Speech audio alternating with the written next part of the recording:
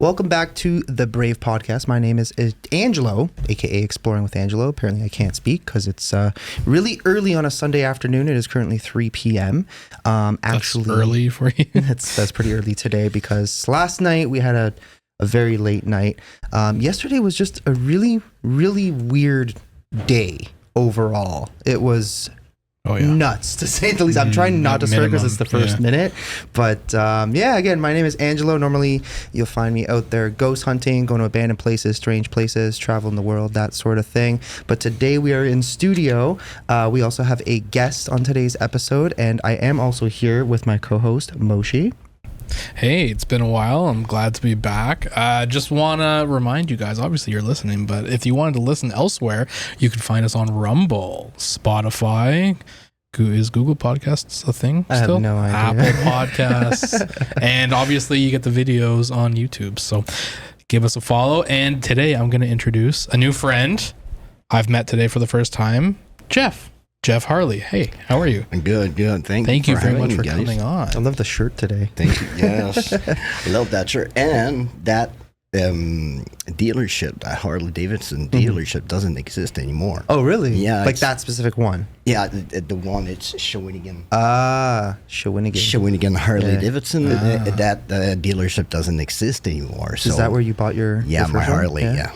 Yeah. So was that your first Harley like ever? Yes. Yeah. Yes. That was my dream Harley as Really? well. Yeah. Nice. When I was 16 years old, I was telling my friends, like, I want Harley, like a whole black Harley. And guys are like, no, Harley Davidson's usually like chromed and everything. No, I want mine black. I mean, I would do the same thing probably. Yeah, it's all blacked out. Even the rims. The only thing chromed on the bike are like the spokes from the rims and a couple of other parts, but for the majority of the bike, it's all blacked out. That's cool. Yeah. You have more than one, I take it. No. Well, I want one more, but You gotta ask the wife for that one, right? yeah. The treasurer. Yeah. So today we're gonna have an interesting conversation. So first things first, Jeff is a former military man. He is a veteran from the Canadian Armed Forces, eventually turned into a ghost hunter, paranormal investigator. We will get into all of that. But yesterday was kind of a monumental time in history, I would say, where a former president, I think that's probably the first time a former president has ever been nearly assassinated. Now, some crazy news articles are writing that it is otherwise, that he fell on the floor. And that's how crazy the media is. I don't know if you guys saw any of this, but I've been kind of like tracking it since it happened yesterday. Funny enough, where were you guys when this happened? You were probably on the road. I was outside taking drone shots from the location we're investigating last night. And Dustin came flying out of the house like, Trump got shot. I was like, what? Yeah, that's crazy. I was like dumb, like, oh my God, okay. Yeah.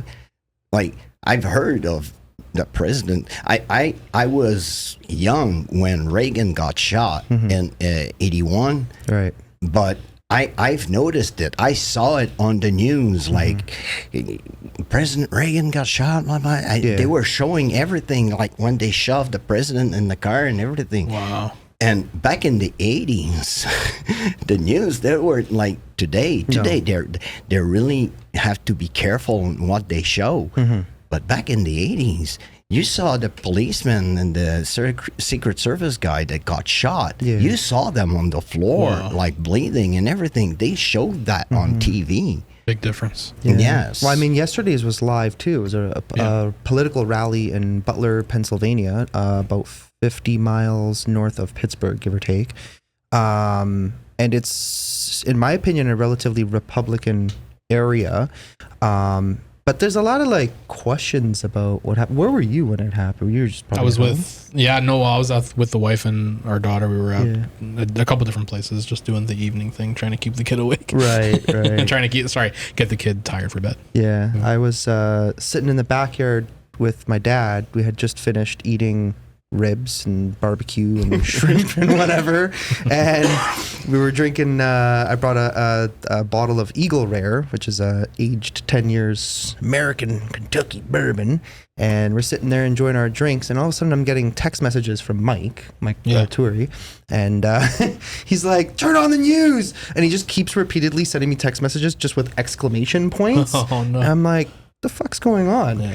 And so I'm like, okay, well, I don't really feel like getting up and running inside to turn the news on. So I called him. I'm like, yo, what's going on? He's like, Trump got shot. And me and my dad, because I had it on speakerphone, me and my dad are both like, what? Right? He's like, he's alive. He got shot in the ear. And I'm like, what the hell is going on? But yeah, for those of you who might be, for some reason, living under a rock, basically there was an active shooter with a sniper rifle. Some people have suggested maybe an AR-15 or something like that, which I highly doubt. It could have been. I don't know. It could have been. It's probably more of a long-range rifle. But right? there are rifle made for long range shooting, like chambered in .223. Yeah. So it could have been one of those. Yeah. But even though the guy was aiming for the head. Oh yeah, definitely. Because like to clip the hair like he did. Yeah. The guy was like probably former military. I don't know.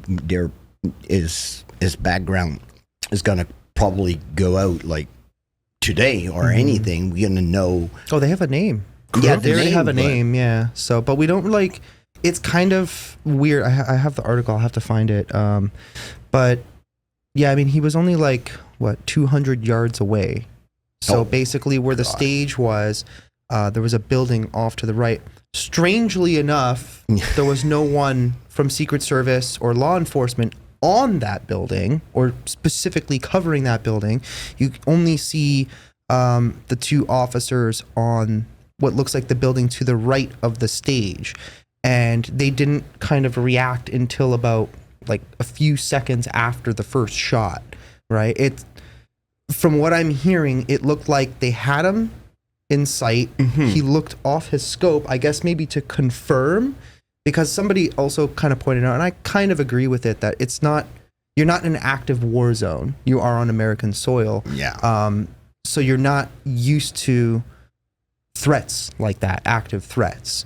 Although maybe he could have acted a little bit quicker. But I do know, because there have been interviews, that a lot of people on the ground were actively warning Secret Service and law enforcement, and it took them 3 to 4 minutes before they finally reacted, to the point where they were about 50 yards away. They saw this dude climb up onto a building, basically prepare himself with a rifle, and they're all like, hey, there's a guy on that roof with a gun, and I don't think he's law enforcement or Secret Service. And they're all like, what? Like playing, I guess, stupid. I don't know. There's a lot of questions that need to be answered, and I'm sure we'll hear about it over the next while. Oh, yeah. But sometimes I'm putting myself probably in the shoes of the guys of the Secret Service, and the guys probably in rallies and stuff, they have people probably just playing, hey, look, there's a guy on the roof. And there's nobody, or there's law enforcement. So did they went with that kind of card saying, well, they're trying to pull our chain? Yeah. Kind of. And when somebody realized, no, he's not one of us, or probably calling on the radio, who's on the roof, and nobody was answering. So that's how they reacted. Yeah. So I think it all happened so fast. Oh my God. I mean, it was obviously a little unexpected, but at the same time, people have been kind of calling for it for years, right? It's not really like it was completely unexpected, right? Every world leader is a target, potentially. Even if we don't like him, our prime minister is a target. Yeah, of course. The prime minister of our provinces, even Mr. Ford, our prime minister in Quebec, they are targets because they have people that don't like them. Right. And especially in the United States, because you have Republicans and Democrats, and you have people that are really radical in both branches. That's right. Yeah. And somebody probably. I'd say probably one side more than the other at the moment. Yeah, being but- the left, because even right now with everything that I'm seeing, after this attempted assassination, people are already. Like I was just looking at it this morning. There's I think he's like a Twitch streamer, YouTuber, whatever. He goes by Destiny, and he's considered kind of like a neoliberal type, kind of closer towards the center. And he's saying some nasty ass shit, right? Like, oh, if what did he say? He said something like really fucked up. I'll have to pull it up, but something about like basically saying like, oh, if you want to die, go to like I got a front row seat for you at a Republican rally or something like that, something along those lines. It was really, really like hideous. Pulling it up, did you find it? Yeah, I'm looking for it. Yeah. He's been at it since like yesterday. The guy seems like a kind of a But some douchebag. people will pounce on stuff like that because for them it's, oh yeah, I'm bringing water to the mill. Like, Right. let's go, let's talk about it. Like, talk it good, talk it about, but talk about it. Yeah. So, and it's sad because the guy had his life attempted on. Mm-hmm. Even if you don't like the guy, he's still a father, he's still a husband, he's still a human being. So there's nobody in the world like on top of anyone to make that decision. So what happened yesterday is bad enough because it's like showing all the world that democracy is crumbling down. Mm-hmm. And we don't need that. Yeah. I had the chance, misfortune in a way, to go in a war, to be involved in a war, to see it war. Yeah. front line, like two faction, like killing each other, basically, when I went to Bosnia in 95.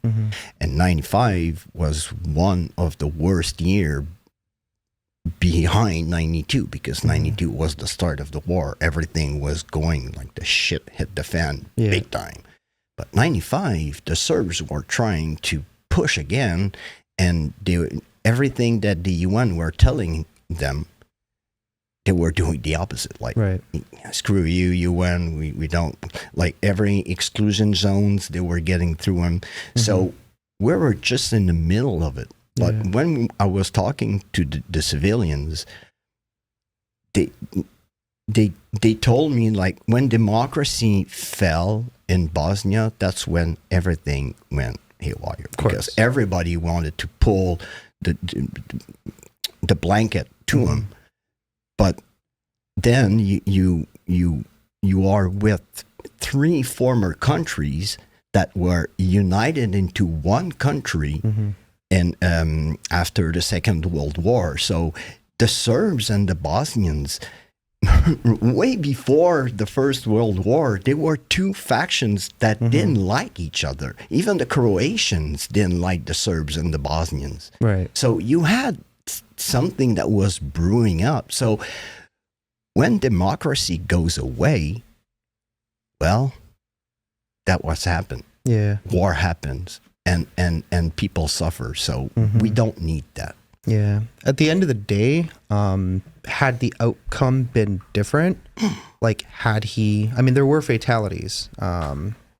Condolences to the families who lost their loved ones. There was actually the guy who got shot and killed by the bullet that was meant for Trump.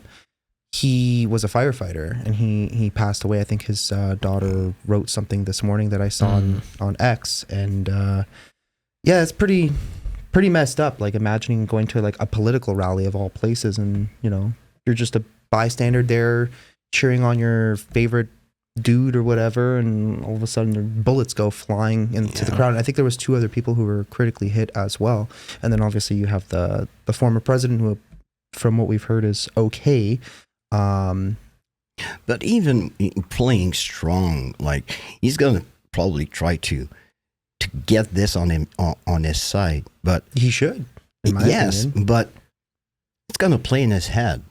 That and he faced death, and facing death is something really, really traumatizing. Yeah. So I don't know how he's going to cope with it, like in general, but I don't know. I mean, if he deals with it, I guess the way Reagan dealt with it. Where did you ever see? There was another speech that Reagan did after he got shot, and he's literally doing a speech, and apparently there was like a firework or firecracker, and he's like super chill, and he's like, blah, blah, blah, missed me. Oh yeah.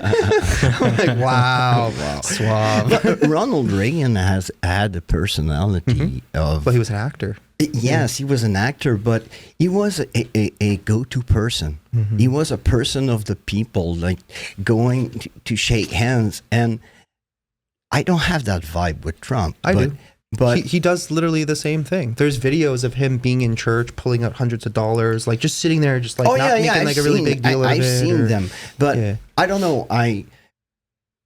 Probably because I know the guy business-wise, and I know like where he got today, how he did it. So, but it's just, it's still, you don't. It's hard to say. I can't put myself into the shoes of somebody else, but you don't attempt on somebody's life. You want to make it different, go and vote. No, they would have, like I was saying, had the outcome been different and he actually, like they succeeded in assassinating, that could have very well led to a brand new civil war in the United States, which I'm is pretty sure, insane. yes. And possibly even here too, because a lot of what happens there tends to trickle down. So it's, I think we were already on the verge of it, and now this is just kind of, I mean, we don't know what the motive of this guy was, and maybe we'll never actually know, because a lot of times, if you've noticed, like current mass shootings, like for example, the one that happened in Tennessee recently, it was from a trans person who was obviously going through some shit and wrote a manifesto, and that manifesto never made it to the public for one reason or another. Why? Whoa. That's the question. Why? Because the person was considered far left, and they were trying to protect the ideology or something. I don't know. I understand like why. I think the public deserves to know, right? Oh, yes. Especially when there's children involved. When there's children, and especially, you have to know what the motive was to that person, because you have to detect those, like...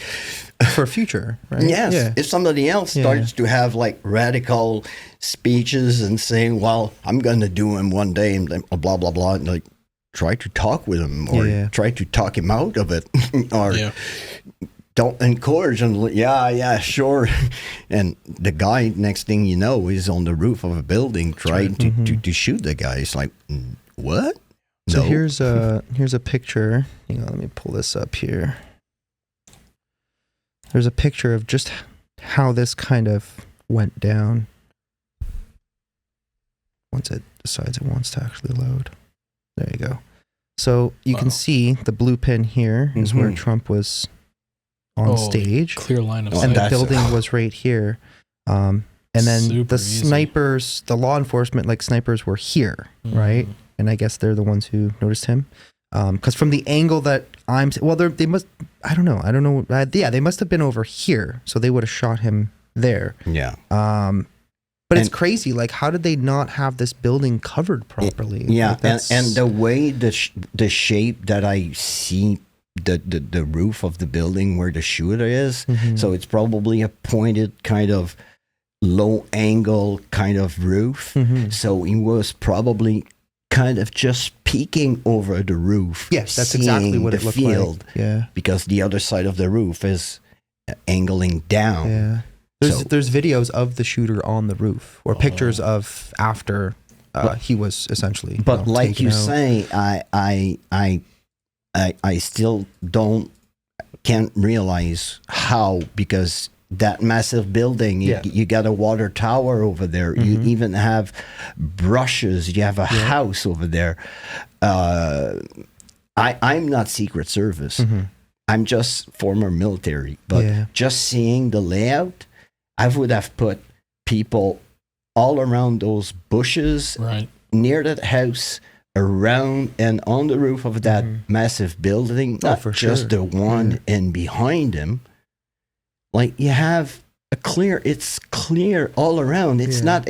I thought he was in a town. Yeah. I thought he was like in downtown somewhere. No, so where he was in Butler, Pennsylvania, which is 50 miles north. It's pretty on the outskirts. It's like small town kind Pretty of thing. rural kind of very place. rural. So there's not really like a whole lot. It's near Cranberry. Cranberry would probably be the largest township Oh my God, near okay. where Butler is. I think Okay. Butler is more like industrial. There's houses and stuff like that, but everything's pretty spaced out. Even though with the layout, Yeah. I would have put people all around, Yeah. and it's basics, and most Secret Service people are former military, and they have the training from the military and everything. So we'll see. Yeah, I'm one person I'm curious to listen to, just because he's active on social media, and he's also former Secret Service, would be Dan Bongino. He was Secret Service, I believe, for Barack Obama back in the day. Okay. But the other thing too, my question now is, did they try and JFK him? Right. Well, I don't know if you believe in the whole conspiracy surrounding what happened there. Exactly. But I even people will probably even say that did that purposely? Like, did he hired a sniper to miss him? And oh shit, No, I don't think clipped so. him. I don't think that's the case, because the bullet actually hit him. Yeah, I know, but you know that you have morons of course. that will try to. Well, yeah, that's the other thing. A lot of people right away. A lot of people were claiming that it was a staged event. I'm like, are you fucking kidding me? Like, there was an innocent person behind him who lost their lives. But they could, like, when you say they could have JFK'd him. I'm thinking, a 3-letter organization may have attempted to take him out, just like JFK, right? or people that were like JFK did, like when he cut the funding on the guerrilla that was supposed to debark at the Bay of Pigs, because of the cut of funding. That's why the coup was because went wrong. So that's why the guys were pissed at Kennedy. So they couldn't make their money exactly in the military industrial complex, and that's kind of the same position as Trump, where he's kind of like, I'm anti-war, we don't need this. Even when he was asked about Russia-Ukraine, his simple answer was, I just want to see people stop dying. That's it. I just don't want war at all, right? Whereas Biden, on the other hand, is like, nah, fuck you, we're going to continue to fund a war where a bunch of people are dying, right? So, but the thing people are is, pissed, and maybe they tried to JFK him, just similar way, right? Yeah, but the thing is, too, with Ukraine, we have to kind of still give help to Ukraine, because Russia have so much resources, and the country is so vast that they can produce and mass produce ammo and tanks and freaking planes and everything. But supplying Ukraine, in my opinion, doesn't actually stop any of that. Because No, it Russia's won't gonna do stop. What's really changed since what's really changed in Ukraine? Nothing. Nothing. Exactly. Just a bunch of exactly. people have died. That's No, all. exactly. Nothing. Right? It's an entrenchment like there was in First World War. They have trenches, and once in a while, one side Bombs the other, charges the trenches for the other, takes back those trenches, and the week after, the Russians counterattack and they take back those trenches. It's just back and forth at this it's point. a trench warfare. What's happening right now in Ukraine, go back 110 years, it's the same thing. People in trenches shooting at each other, chucking freaking grenade at each other, shooting each other with anti-tanks freaking missiles. It's like, okay, can we stop? And Russia is not is in my opinion the worst in that, because they take people off the streets, out of prisons, and take that gun, go over there. If you turn back, we'll shoot you. Like in the Second World War. To be fair, Ukraine is doing the same thing. They've been doing it since the beginning of the war as well. They wouldn't let people flee. And currently to this day, if you are young enough to be drafted at this point or enlisted in the Ukrainian war, it's the same thing. You cannot leave. And if you dare try it, because there's videos of it happening where truckloads of young men who are trying to flee Ukraine get stopped and they beat the crap out of them, and God knows what else they do to these people because now they want them to be forcefully enlisted. So both countries technically are doing the same thing. They are in a situation right now in Ukraine like Bosnia was in the 90s.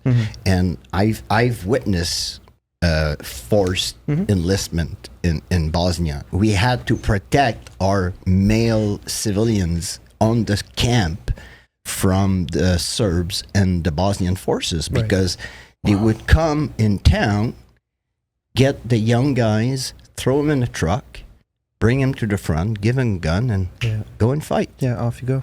And we had to protect them for at least till the end of our tour, at least until the Americans finally got involved and say, okay, we're going to help. We're going to bomb the shite out of the Serbs to tell them, okay, that's enough. You did enough. You killed enough civilians. Stop it. And then they stopped. Yeah. We cannot do that with Russia, unfortunately. No, it's not. Because it's nuclear power. It's the second military power in the world. Yeah. So we cannot do that. The only way this outcome's going to stop if Vladimir Putin unfortunately pass away from an illness or something. That's one possibility, but then again, somebody might just take over anyways. The other possibility would be negotiations, right? Which, to be fair, at least to my knowledge, it sounds a lot like, more often than not, Ukraine is being told not to negotiate under any circumstances. That was from Boris Johnson, who told Zelensky originally back in the beginning of the war not to do it. And now this is where we are, where hundreds of thousands of people on both sides are dead. Homes are destroyed. A country is essentially destroyed. Yes. Russia basically got what they want. Now it's just like, until you surrender, we're just going to keep doing it. Yes. Right? And it's like, at this point where I'm at, it's like we keep funding what looks like to be almost a forever war at this point. But in reality, it's kind of like, no matter how much we fund it, unless we have troops on the ground, which we don't want, right? I don't want to send my brothers and sisters over there, right? I don't want other Canadians. I don't want other Canadians involved into a war, or Americans, or anything, or Americans, or British, or French, like they were in Afghanistan. I have lost so many friends in Afghanistan. I wasn't active anymore when they went there, but still, there were people I knew back in when I was active, and I have a friend. He passed away, unfortunately, 2 years ago. But Claude, he was really, really upset when the troops pulled out of Afghanistan, because Claude, when he was over there, he was training the Afghani military for the same kind of communication systems that we had here in Canada and throughout the NATO forces. And when everything happened in Afghanistan, well, he was a target because he was a high-ranking in the military, and especially in the communication sector.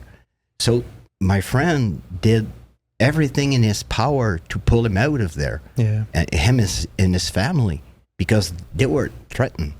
So I don't want other Canadians being sent over there or anywhere. Is that where? So your friend was in Afghanistan, killed in Afghanistan during? No, but he was really close to that gentleman, and when he learned, and I'm pretty sure that's what probably not killed him, but probably give him his last blow, because Claude had heart problems, and that stressed them out. And when he learned that he was safe, he was in London, and him and his family was safe and everything. His friend got out. Yes. Made it to London. Yeah, so he got out of Afghanistan, safe and sound with his family, because it's really important, because if only the person get out of the country, his family's going to be probably all killed. Right. So he had to get out with his family. So when Claude realized that he was safe, I think it's 2 or 3 days later, he passed away. Damn. From a heart attack. Damn. That's crazy. So I Who's to say don't it want was to that, but lose. yeah. And when I say losing, I lost people over there, but I lost people here because of that war. Because with PTSD, and it happened to me in 2021, I was in my basement kind of trying to balance between, do I repaint the basement with my brains, or do I empty the 357 Magnum that I have in my hands? Wow. And I started thinking about my family, about my kids, and especially with the thought to my kids of their father blowing his brains out in the basement. So we don't need that. We need understanding. Yes, we need military to protect our countries and our boundaries, but we have to help them once they get back.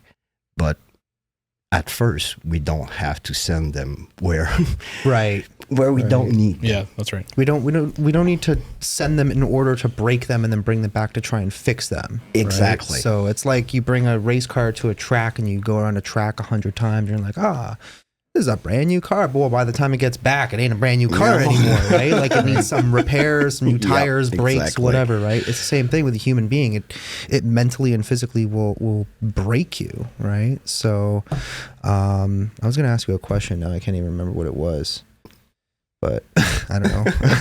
It's going to come back. It'll come back to me eventually. But how long did you serve in the armed forces? 7 years. 7 years? From 92 to 99. I went to Bosnia in 95.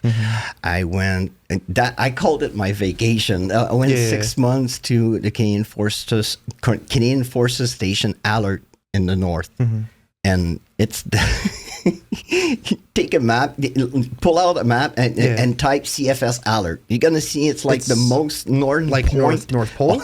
Yeah, basically. It's the last kind of island. It's like the last plot of land. Literally the very top. Okay. Nunavut. Oh, it's in Nunavut. Okay, hang on. Way up there. I gotta pull this up on Google Maps. Hang on. It's way up there. It's way up there. It's I call it my vacation because. Yeah.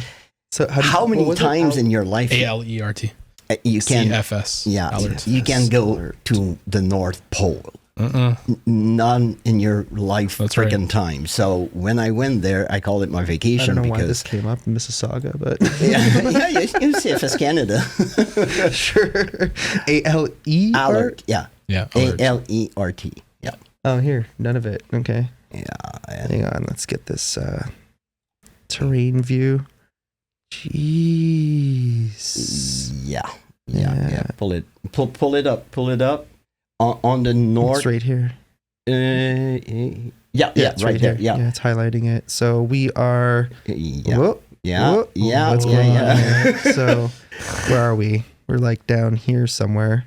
It's like up here. Yeah, it's way up there. Oh my God. And when we went walking to the end of the runway, like on the edge, we could see the edges of Greenland. Oh, wow. That's across. It was awesome. That's crazy. And that's where I saw the jackrabbits. And that's where I saw jackrabbits running after a fox because the fox was injured. And is there they eat meat. Those rabbits, they eat meat, man. Wow. They're vicious. Is there pictures of this place? Oh yeah, you'll see the station. There's the station. This and that. Oh, this thing. That's when you come in up from the runway. That's the old. That's the old sign. That's the old sign. We made a new one when I was there. It's the big Canadian flag right there. That's That's our new. That's the new sign. So I helped paint those. I guess it wasn't that cold this day. It's really. It's nice, right? 10, 15 degrees or whatever. I celebrated the Saint Jean Baptiste in Allard, Yeah. and I celebrated Canada Day in Allard, both of them. Oh, really? Okay. So in Saint Jean Baptiste, we like gathered everything, everyone in pallet that was laying around on the camp, just piled them up and like did a big bonfire like we do in Quebec, drinking beer. And I still have the Quebec flag that I flew over there. So is it like that? Is that area? What's the land like? Is it just kind of flat trees? What's there? It's like the moon. There's just nothing. Nothing. Oh, Rocks, little patches of. It's called lichen. Okay. It's little flowers that could like bloom, but it's nothing. There's not even a bush, and it's just dirt. It's the moon. Yeah. It's Wow. I'm reading this tweet from the Canadian Armed Forces. It says that, did you know that the CFS Alert is the northernmost human settlement just 800 kilometers from the North Pole? Yeah.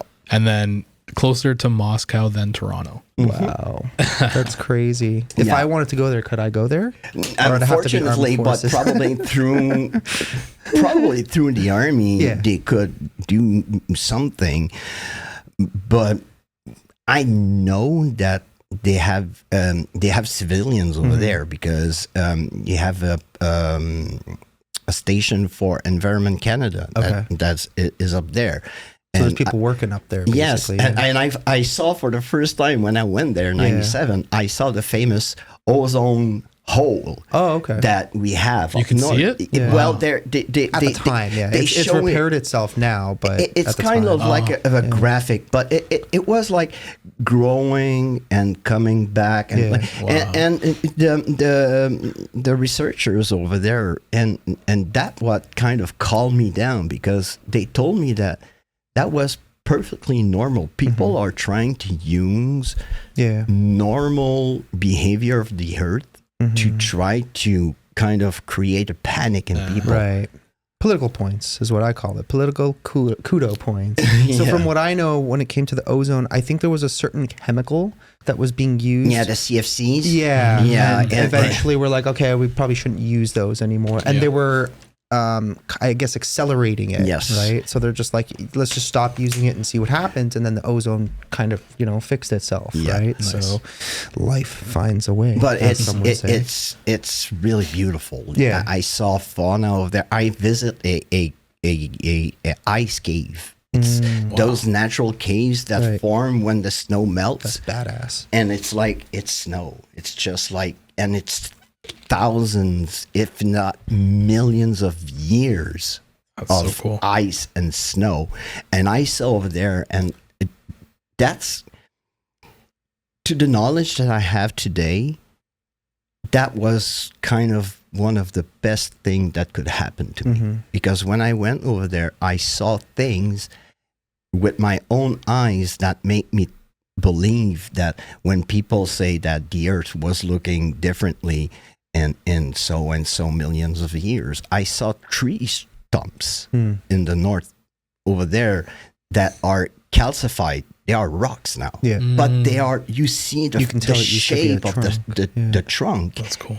And the scientists from Environment Canada, they told me that kind of tree, it was kind of like a palm tree, but it's extinct now because it was just on that area. But that would have been probably before the Ice Age, I guess, right? The Ice Age. It was because North America was more like a I want to say Caribbean type of climate, but like tropical.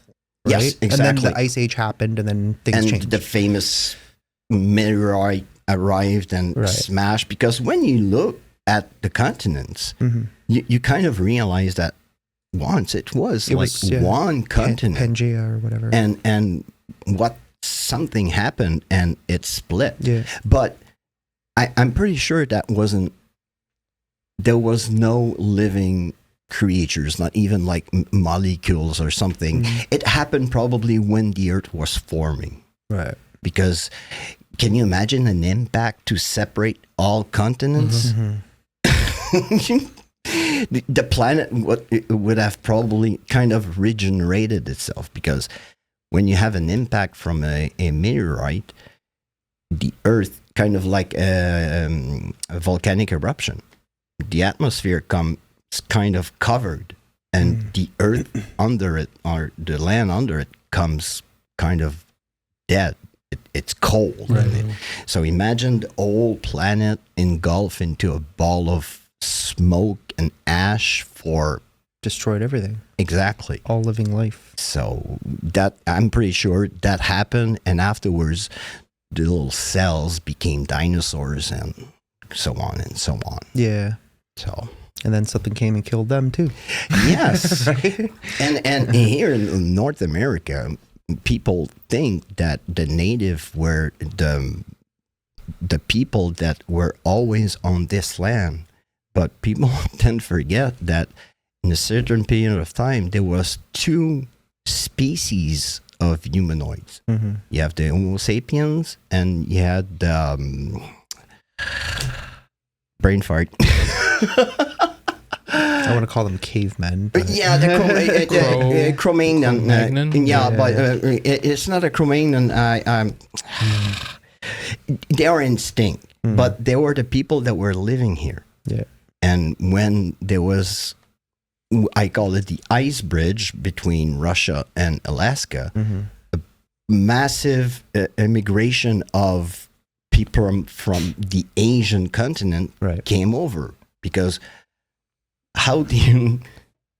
How else would they have gotten Well, here, essentially? you look at the Inus, you look at the native, they all look like Asians, Mm-hmm. and that's because of their origins. Yeah. But it's actually Homo sapiens that came on this continent, and Homo sapiens were more intelligent than Neanderthal. Sorry. Oh, Neanderthals. Yeah. Neanderthal That men. makes sense. So the Neanderthal, they got extinct not really long ago, about probably 50,000 years, probably 70,000 years.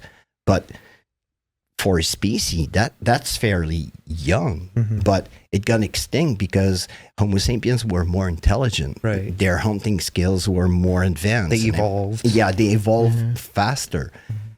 But imagine no Homo sapiens would have crossed over. Would the Neanderthal would still exist today? Possibly. I mean, you have a lot of these islands, like these no-go islands that have, well, I mean, I guess I would guess they're Homo sapien, but,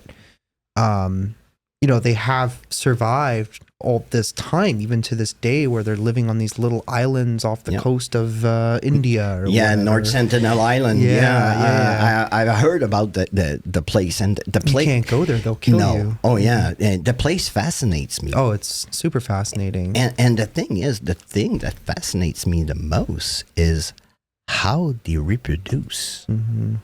Because can you imagine the inbreeding? So do they have like different tribes? Do they kind of go across the tribes? I don't know, like marry one guy from one tribe and a girl from the other tribe, but at one point in time, everybody's going to be related. They're on a freaking island. So. Well, I guess it's kind of like by trial and error, right? So it's like by sheer probability of, if you just keep doing it over and over again, you'll eventually get one that comes out normal, sort of thing. Right? In my opinion, anyways.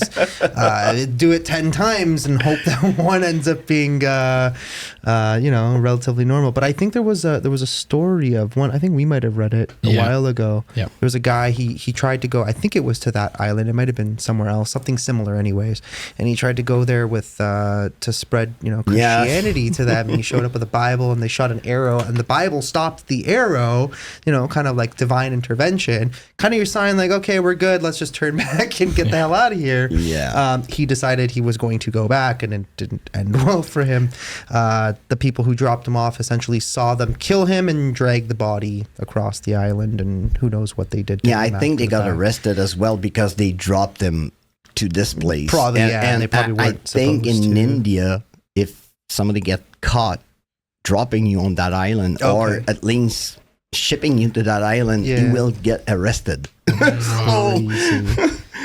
Crazy. It kind of makes sense, right? I mean, Well, there's a lot of places like that.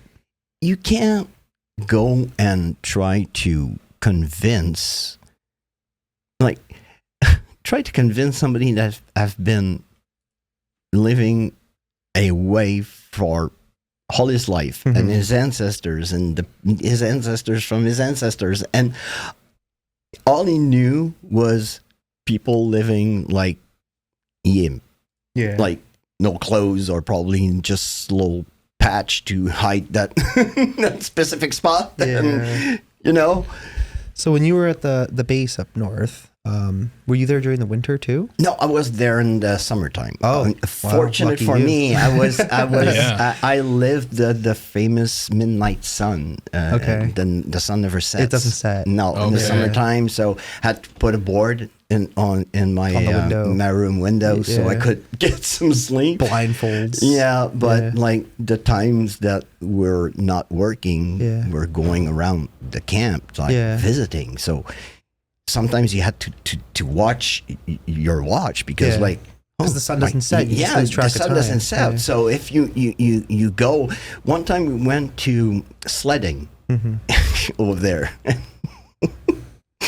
Imagine a bunch of military guys Yeah. with vehicles to freaking haul you up a freaking massive hill Yeah. and going down with massive tubes. Yeah. And then, like we cut some speeds, man. It's like, Is it all like was it icy or? well, the ice is so compact Yeah. because of the wind.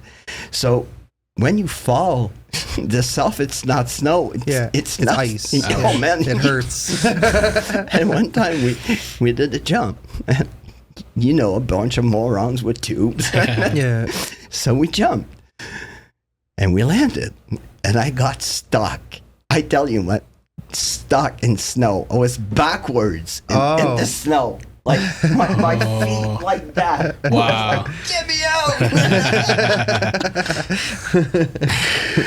It was funny, but yeah, but nowadays, back in the day, they use in the summertime it's easier because it's always sunny, but in the wintertime it's always dark. Yeah. And back in the day, they used to do 6 months consecutively.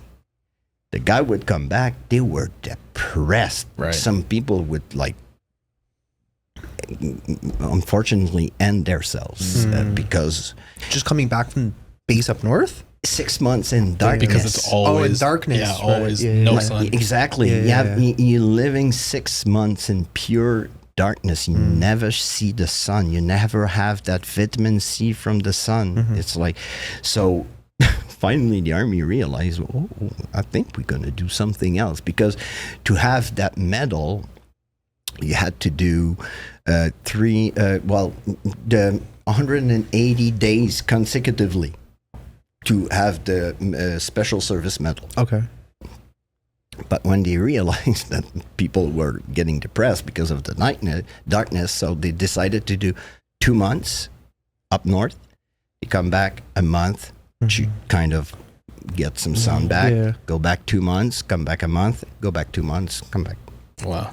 So I think that makes more sense. Yeah, a Kind of like little a bit. rotation. Yeah, and we're still using that place because way before September 11th, it was supposed to be closed. It was That base was supposed to be closed. because yeah. it's basically it's a radar relay. Right. It's a communication relay station. For NATO. Yes, Right, yeah. every communications in the world they go through there. They have to, because if you have a satellite on one side of the earth and you have the other satellite on the earth, they cannot communicate through the earth. Right. They have to go through Yeah. It has satellites to connect. Exactly. So the station is up there. So Yeah. every communication that comes in the world, wow. they catches. So I've seen reels of tapes with stuff written on them. It's like, oh, you have that. Okay. And stuff that I saw, like, you didn't see that, you didn't see that, and you didn't see that. Okay. So, and it was kind of rebranded, and the military restarted to use it after September 11th because they wanted to catch the communication from the Afghani forces and everything, and to know everywhere in the world who was kind of doing bad things for ISIS and stuff like that. Yeah. So that's why the station came back in operations like it was closely went like it was in the Cold War, because in the Cold War you used to have at least 220 to 250 people always on the station. On that, yeah. And when I was there in 97, it was really kind of like Russians weren't a threat anymore. Yeah. Cold War, everything was dying over. out. So I think we were probably about 75 personnel like active on the station. Yeah. So just to tell you that now it came back to probably 120, 220, 25 to 150 personnel present always on the station. When did that change happen? Do you know? After September 11th. Oh, after September 11th, when right. everybody kind of gradually when the troops went to Afghanistan and everybody was searching for Osama bin Laden Right. and stuff. So it kind of You said you did the quotes. Why'd you do the quotes?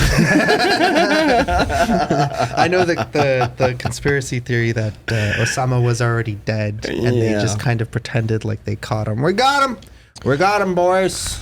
Yeah. Barack Obama signing off. What That a was funny cool. time. Yeah.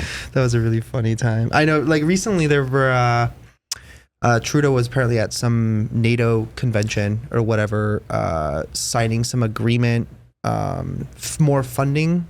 Yes. I assume that's kind of that was part of it, right? Yes, the basic part. and Canada haven't, and unfortunately, since the Liberals are there, Liberals are not the party to put lots of money in the military.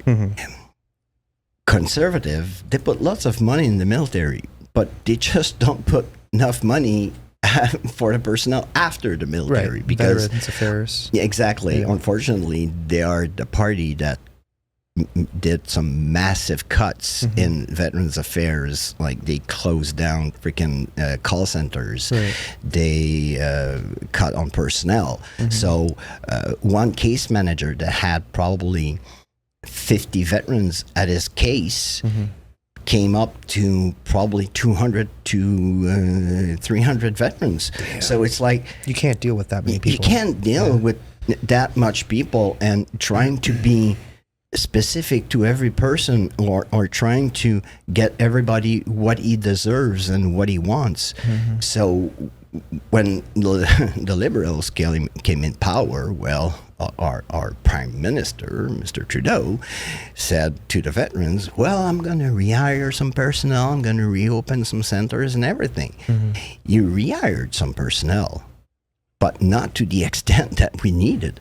So not enough. Not What enough. would you say? Like, what are the numbers looking like? Like, how much now? Oh my does God. one guy manage clientele wise? Probably 200 people. Oh, that's despicable. Two- It should be probably more like 1 to 30 to 50 tops, About. and even that's probably pushing it. Just about. Yeah. Just about.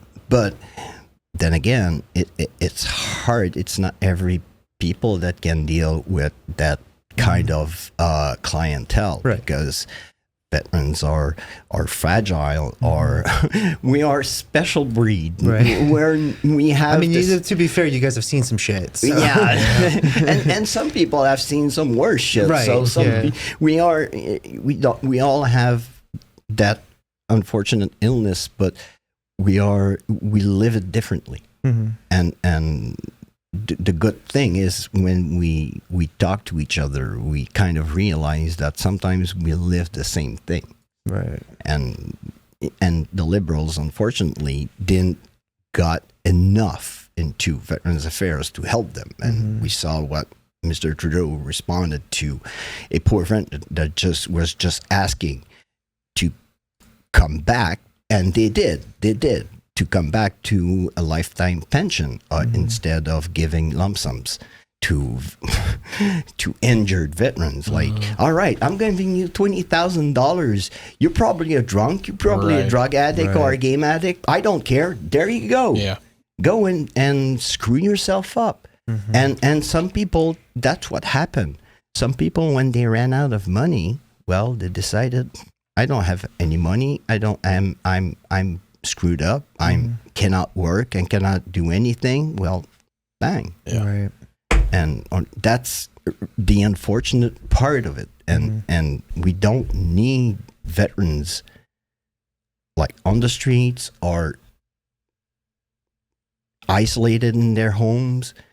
That's why I do what I do. I don't want to be isolated. When I tell my psychiatrist that I wanted to stop working like a real job, like I wanted to take care of myself, she just asked me, "What are you gonna do?" Don't worry, I'm gonna find something. And oddly enough, here I am today, and I think I haven't done anything more gratifying and more kind of I can't explain it. It's fulfilling. Oh so to yeah. say? Oh yeah. It I never felt so much love from people. Yes, sometimes you have some hate, but it's like I kind of not competitive. I feel sorry for those people because if they're bad with others, they're probably bad with themselves. So I just feel sorry. But if I kind of rationalize the bad and the good, we get way more good, and we meet great people throughout. And it makes me go out because the bad thing about PTSD is isolation. Right. And we don't want anybody. So if my adventure or my kind of journey can make a veteran say, hey, I want to do that. Right. I want to show, I'm a foodie, so I'm going to show what I freaking cook at home, and I'm going to show it on YouTube. And if I, just like I when I started, if I have 1,000 subscribers, I'm going to be happy. I'm at 26,000 and I'm freaking out. It's so cool. I'm freaking out because I'm just like, what the hell? and I'm happy because I know that I'm getting the word out there. And even if it's not a Canadian veteran, if I can inspire an American veteran, a British veteran, an Australian, a New Zealander, or whatever, and if he says, if he can go out and investigate and travel, I can do it. And my job will be done. I'm going to go asleep at night and say, hey, job done. Well done. So between, so now you're doing obviously paranormal investigations, ghost hunting, all that stuff. When you retired from the armed forces, did you do something? What did you do? Like some odd jobs between? I was looking for myself. Yeah. I was looking for myself when I was, and unfortunately I was kicked out of the army. Okay. Because they didn't need any problems like me anymore. Right. Yeah, because we had one door at the hospital on the base. We call it the shame door. When we went. Oh, okay. That was the psychiatrists and psychologists and the mental health department. And people were scrutinizing that door. And when they saw you go through that door and they knew that you weren't a clerk, you weren't a medic, what the heck are you doing there? And people started talking and stuff. So I got unfortunately kicked out. And man, you know, when you search for your route, because they unrooted me, because the army for me was calling. So they unrooted me, and I worked as a iron worker. Was building, you see, like those massive pylons, hydroelectric pylons, but not the ones we use like they look like a skeleton. You have ones like they have like a massive pole. Okay. I used to build some of those. Yeah. Okay. but welding and working in iron, I was coming back at home at night. I was like dirty, freaking spitting black stuff and blowing my nose. It was like all black. It was, okay, no, I don't want that anymore. Right. I went to work as a security guard for a while. I liked it, but it wasn't like as fulfilling or anything.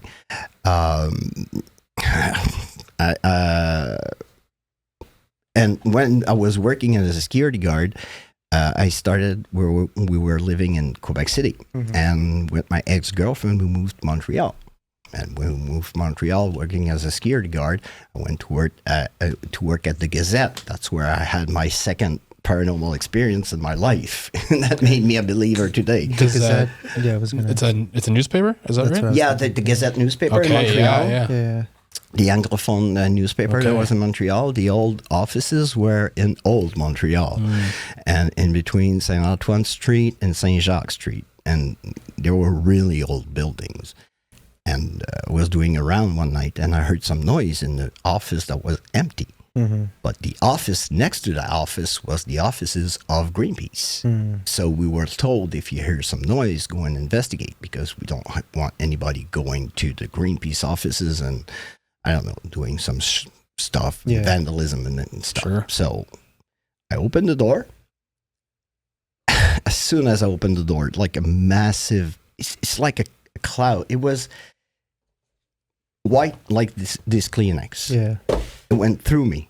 Oh, okay. Ice cold. Yeah. Shivers, like, and my breath got caught because of that cloud. And behind me was a wall. I backed up in the wall, and I just say, "Don't do that. At least can you knock or close the door?" And when I said that, the door slammed in my face. Wow. Okay. And I went back to the guard station, and my partner Steve, looked at me. I was pale. He said, "You have an experience, right?" That's the first thing he said. "You have an experience." So he knew. He knew. Because the guys told me about it, but I thought they were pulling my chain. Yeah. But yeah. So I worked as a security guard over there. Fortunately, I got separated, did a massive nervous breakdown. I went to study to be a machinist. I worked a while as a machinist, liked it. I went to work in auto parts.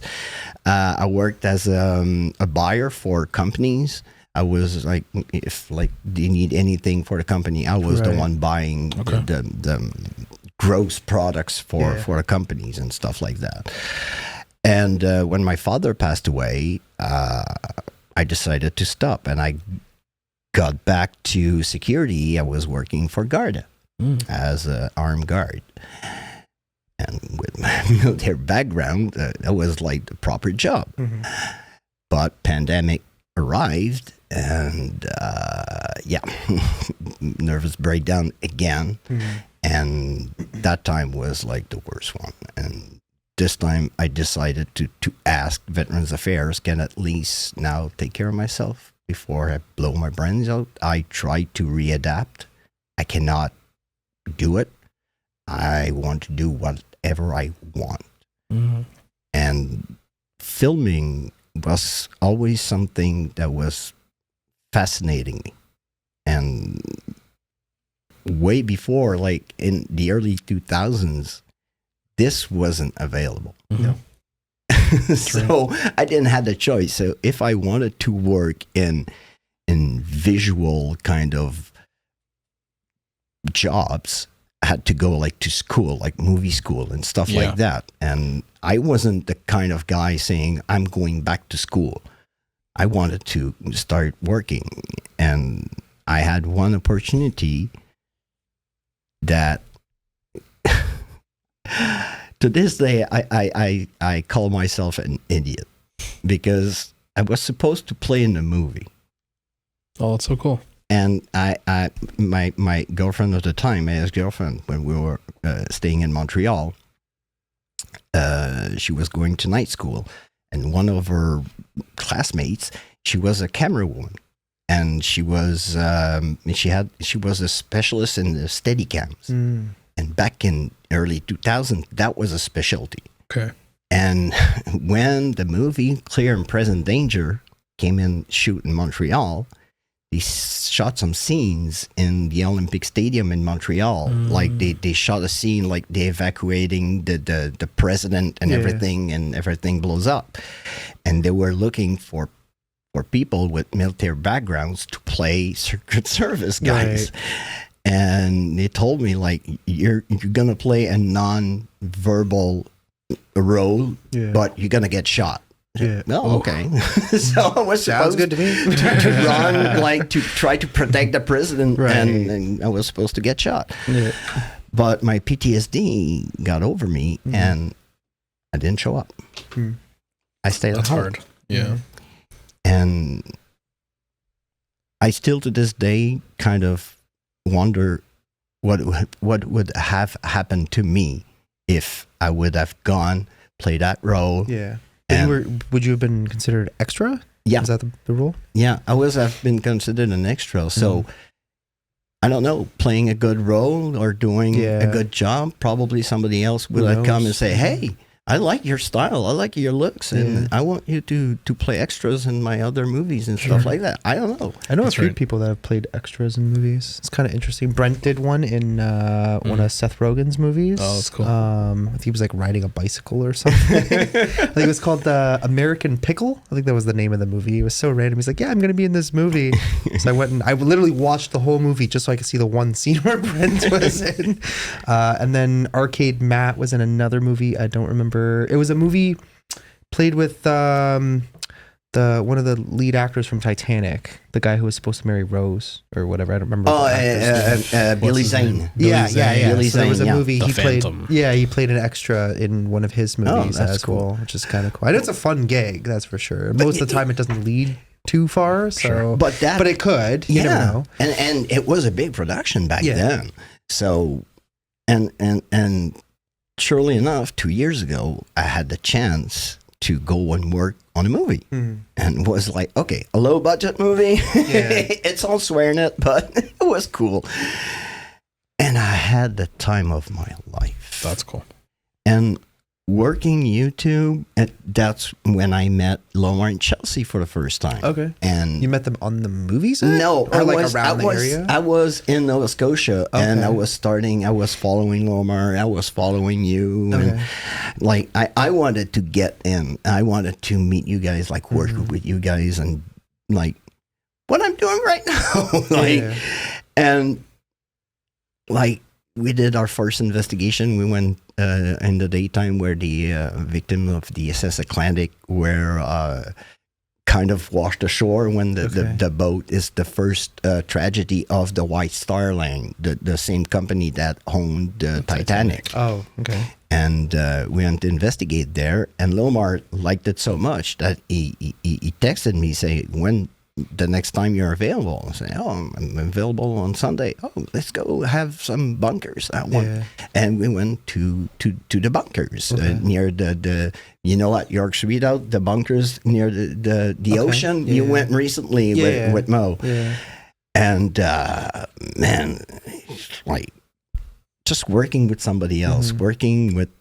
Had you already started doing like paranormal investigations? I started doing a couple, but being a Canadian, especially a Quebec-based creator working in English, it was hard getting out there. So when I started working with Lomar, it helped me.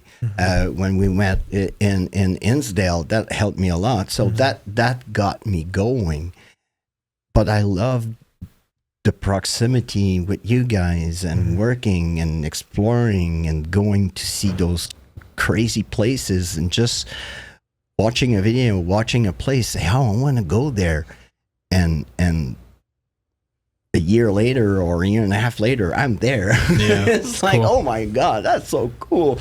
It's like when I went in February, I went on the Queen Mary, I went to California. True. I went 9 days in California doing some. Did you fly there? Yes, I flew. I rent a car, and I drove around, and I had the best time of my life. Like, nice. Just going on that ship, knowing all the history about the Queen Mary, everything, And just being in California, first of all, it's like, Yeah. all right, in February, no snow, yeah. So that's where YouTube got me. And if it had been in my life earlier on, probably I would have started doing it earlier. Nice. But Yeah, I think everybody kind of says that though. Yeah, even for me, like I kind of started early-ish, but I never really went anywhere. I mean, I was making car vlogs and tomato sauce vlogs that just didn't make any sense anyways, that nobody really wanted to watch, right? But you kind of go through those hurdles and struggles and you kind of figure out what catches, like what your thing sort of is, right? And everybody kind of has their own thing. I mean, I know so many people now on YouTube, like multi-successful people, like, you know, Brent and Arcade Matt and Horchata Soto, all sorts of different people. Everybody kind of does something different, right? And then we have our community, obviously, who, you know, we do the abandoned stuff and the haunted stuff and whatever, exploring and travel. And that's cool when you find a niche and you find a niche that you are actually enjoy, in your passions. Like I've been interested in the paranormal since I was a kid. I was a teenager. We all watch like horror movies and stuff like that. But when I saw documentaries on researching or on paranormal researching, I was watching those. Yeah, like Ghost Adventures, Ghost Hunters, those types of shows. But even before that, like in the 80s, we had those old freaking documentaries on people researching for the paranormal. The first time I saw somebody doing an EVP recording was with those big reels.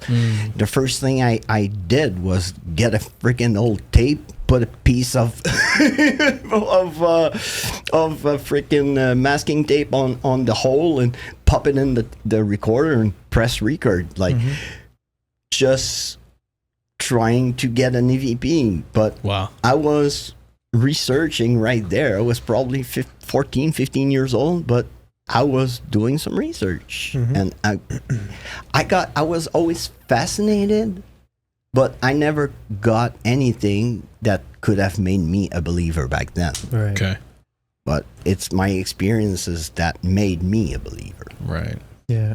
And especially when you're a non-believer, it's something really awesome or really big happens to you. Yeah. It's then that makes you really realize that, yeah, there's something. I mean, I know some people that's kind of what happened. They had to witness a lamp getting thrown across the room for them to believe in at least that there was something else, right? Yeah. One thing I wanted to ask you before I lose my thought, and this kind of goes back to you being a veteran and current veteran affairs. So with the way everything is right now, we know the previous conservative government was not great at dealing with veterans. The current liberal government is still not great. Marginally maybe better. Not very. Not very, though. Statistically not good. But yeah, try explaining that to a lefty, that it's still a bunch of bullshit anyways.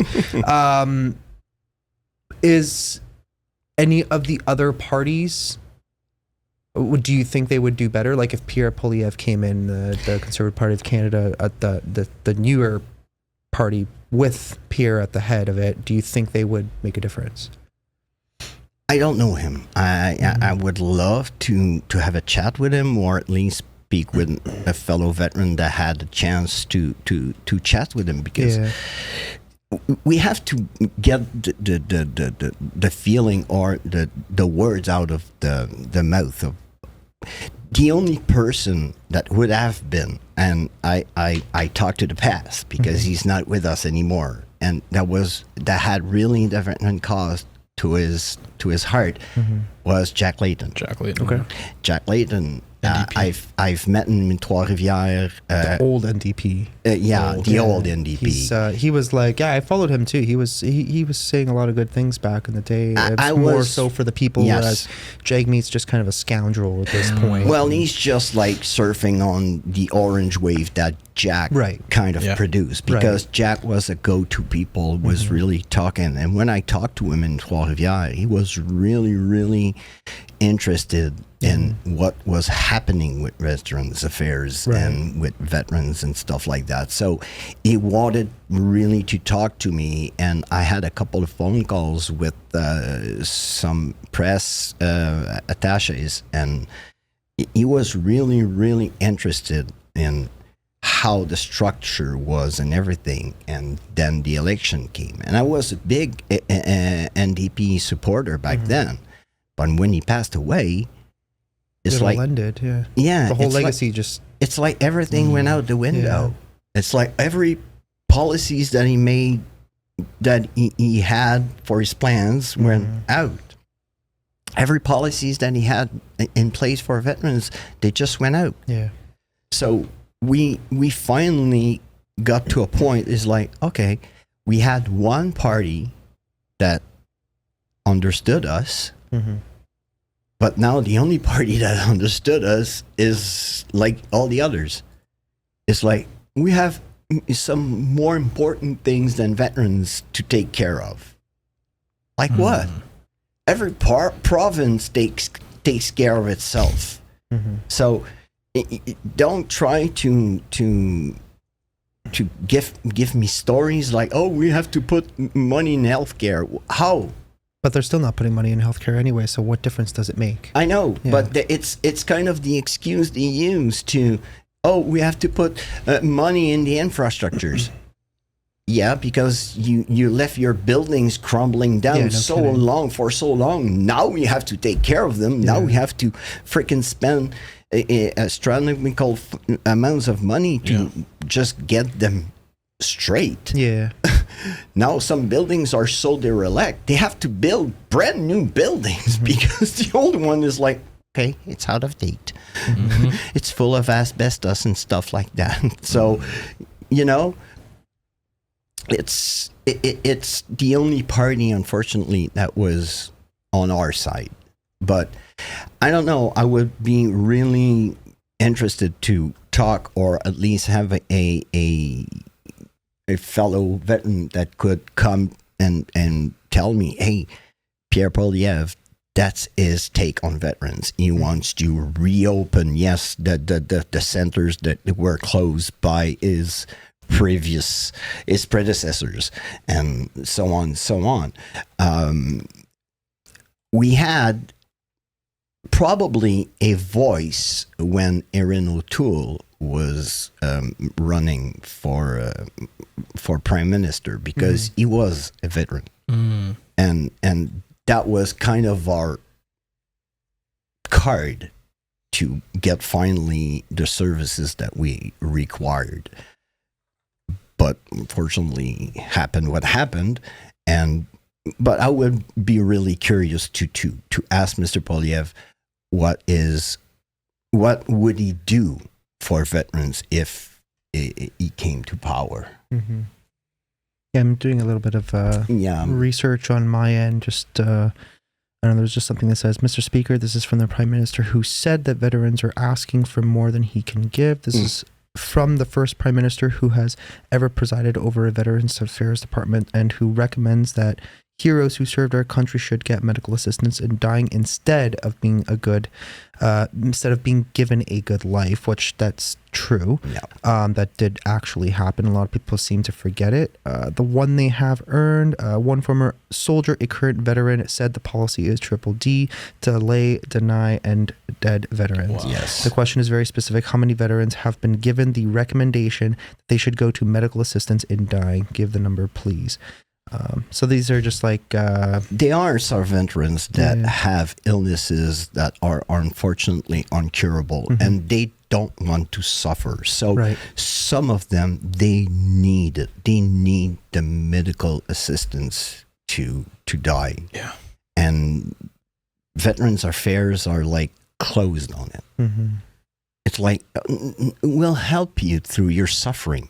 I don't want to suffer. What do you don't understand on I don't want to suffer? I want a lifetime that makes me happy, and if I suffer too much, I want to choose when I pass away. Because when you take that decision, they don't like, okay, I'll sign on the paper and in 3 weeks you're dead. No. You pass through freaking psychological scrutinies and everything. They're going to verify if like you don't want to do yourself just to do yourself. You actually have an illness that, like, for example, ALS. If one day I got ALS, I'm going to go see the doctor and say, I don't want to be a vegetable. I don't want to be a prisoner of my body or go around in a wheelchair saying hello to people. No. Right. I don't want that. That's right. So when Justin Trudeau says, like, they ask more that we can give, we don't ask for much. We just ask for recognition. Okay, you served you went abroad. Automatically, they should allow him something while they research his dossier and they have him evaluated and everything. But they treat you like you're asking for freaking unemployment insurance. We're not asking for unemployment insurance. We're asking for a pension because we are disabled. We were disabled because of our service. That's right. Recently, I submitted a pension reclamation for my back because my back is going. But they at first they denied me. I said, well, why? Well, when you got out of the army, your back was fine. Yeah, sure. Because I was like 20 years old. Right. I'm 50. It's now that my back is screwed because of the years of walking with non-properly adapted boots on freaking concrete floors, spending my whole fucking day standing up. Yep. Walking around the kitchen, running in the kitchen with boots, not freaking running shoes, boots. Yeah. With freaking, and the boots we had back in the day, now they have freaking, it's slippers they have. Big difference. Oh, yeah. Orthopedics. Freaking soles and Gore-Tex and everything. We had because now they don't want to get sued. we had the old leather boots with freaking plastic sole and the freaking cardboard for a toe cap. It's like, what? But we were walking, so it's not when you get out of the army that the problems starts. It's when you're older. So that's why they get like pensions demands for older veterans, because it's when you get older that like the physical disability starts to go. Right. My friend, I have a friend, his name is Guy. He worked as an armored all his career. He wasn't in the tanks. Guy, his body is all destroyed. He's like being like bouncing around in a tank. People don't realize that the body absorbs most of the shock because the freaking thing have like shock absorbers, but it's so freaking heavy that when it goes to the ground, the shock absorbers, they just go all the way down. So it's the body that takes the beating, most of it. He is confined to walk with a cane now. Wow.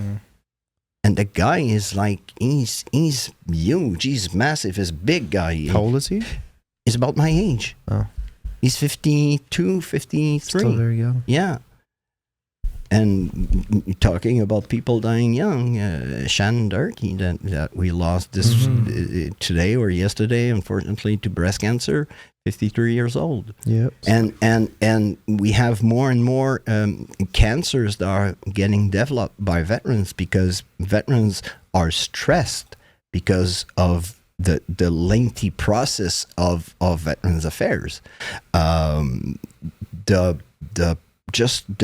knowing that you could be denied, that the money that you're waiting, it's probably the money that will make you eat tomorrow. And you're waiting for it. You're expecting it. You're saying, oh, finally my country's going to take care of me. And the first thing you know, you have a letter saying, we deny your pension. Because one idiot decided not to look into your probably medical files or stuff like that. It didn't want to do his job. Right. And they just wait for you to do an appeal. And when you appeal it, then we'll give you something, but we'll give you like the minimum. Yeah. Because we want you to appeal again. We want to fuck you up so much. Sorry. They want to make it so difficult so that people don't don't go all the way, so they have 100% pension. That's right. Like I'm considered 52% disabled just for my PTSD, and I'm 15% for my back, and 6% is for my ears, and 6% is for my ears, and I constantly hear ringing in my ears. Wow. And that is a consequence for a grenade explosion in Bosnia in '95. Wow. And I'm lucky enough to be here today, standing here. It was that close. Yeah, because I just had time to see it drop on the ground. I just heard it go on the concrete, like go ding, ding, ding, ding. Yeah. When I saw that olive green little ball on the ground, I just saw the deuce, and I dove on the deuce, and I curled up in a ball behind the tire, just praying. And when that thing blew,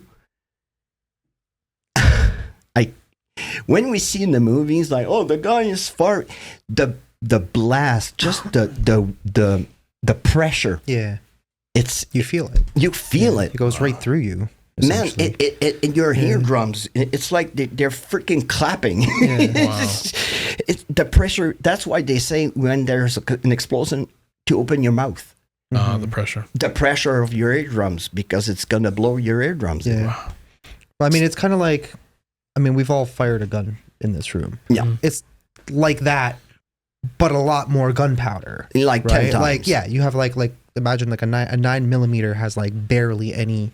10 times that much is like insane. Exactly. And just, firing a rifle is enough to damage your hearing. Exactly. Right? So that was something. So I still have that constant ring in my ears, but no, you just need 6%. But the good thing is, though, if I need hearing aid, they will pay for it. And sometimes we bash on Veterans Affairs on some things, but on other things, we are really well treated. Everything is paid for. I want to get a massage. I go and see a doctor that will prescribe me some massage therapy treatments. And every time I'll go see the therapist, it's going to be paid for. If I go see a chiropractor, it's going to be paid for. A dentist, I have a cleaning every 9 months, and I have, if I am in need of repairs or anything, just submit the treatment plan, like they say, and most of the time they approve it. So we are really well treated. But on the other hand, we have to find the service providers. Right. And most of the time, the service providers that they have in their file, it's like service providers that they are like Montreal, Quebec, Ottawa, Toronto, and those big cities. Right. So imagine like a little guy like me that lives in Shawinigan and wants to have services. I won't drive an hour and 30 minutes to Montreal to have treatment. I won't drive an hour and a quarter to Quebec City to have treatment. Why do you not put something in Trois-Rivières? Oh, we don't have enough veterans over there. Why do you say that? Oh, you don't have a base. They kind of base. So they do it near where the bases are. Exactly. Yeah. But when you retired of the army, you don't stay near the place you saw for 25, 30 years. Yeah. You're going to move to your place, your hometown. You're going to move to a place where you can have peace and quiet. A little small town like Shawinigan. Oh, it's really quiet. It's so quiet, there's nothing. Right. Yeah. The only bad thing we exported was Jean Chrétien.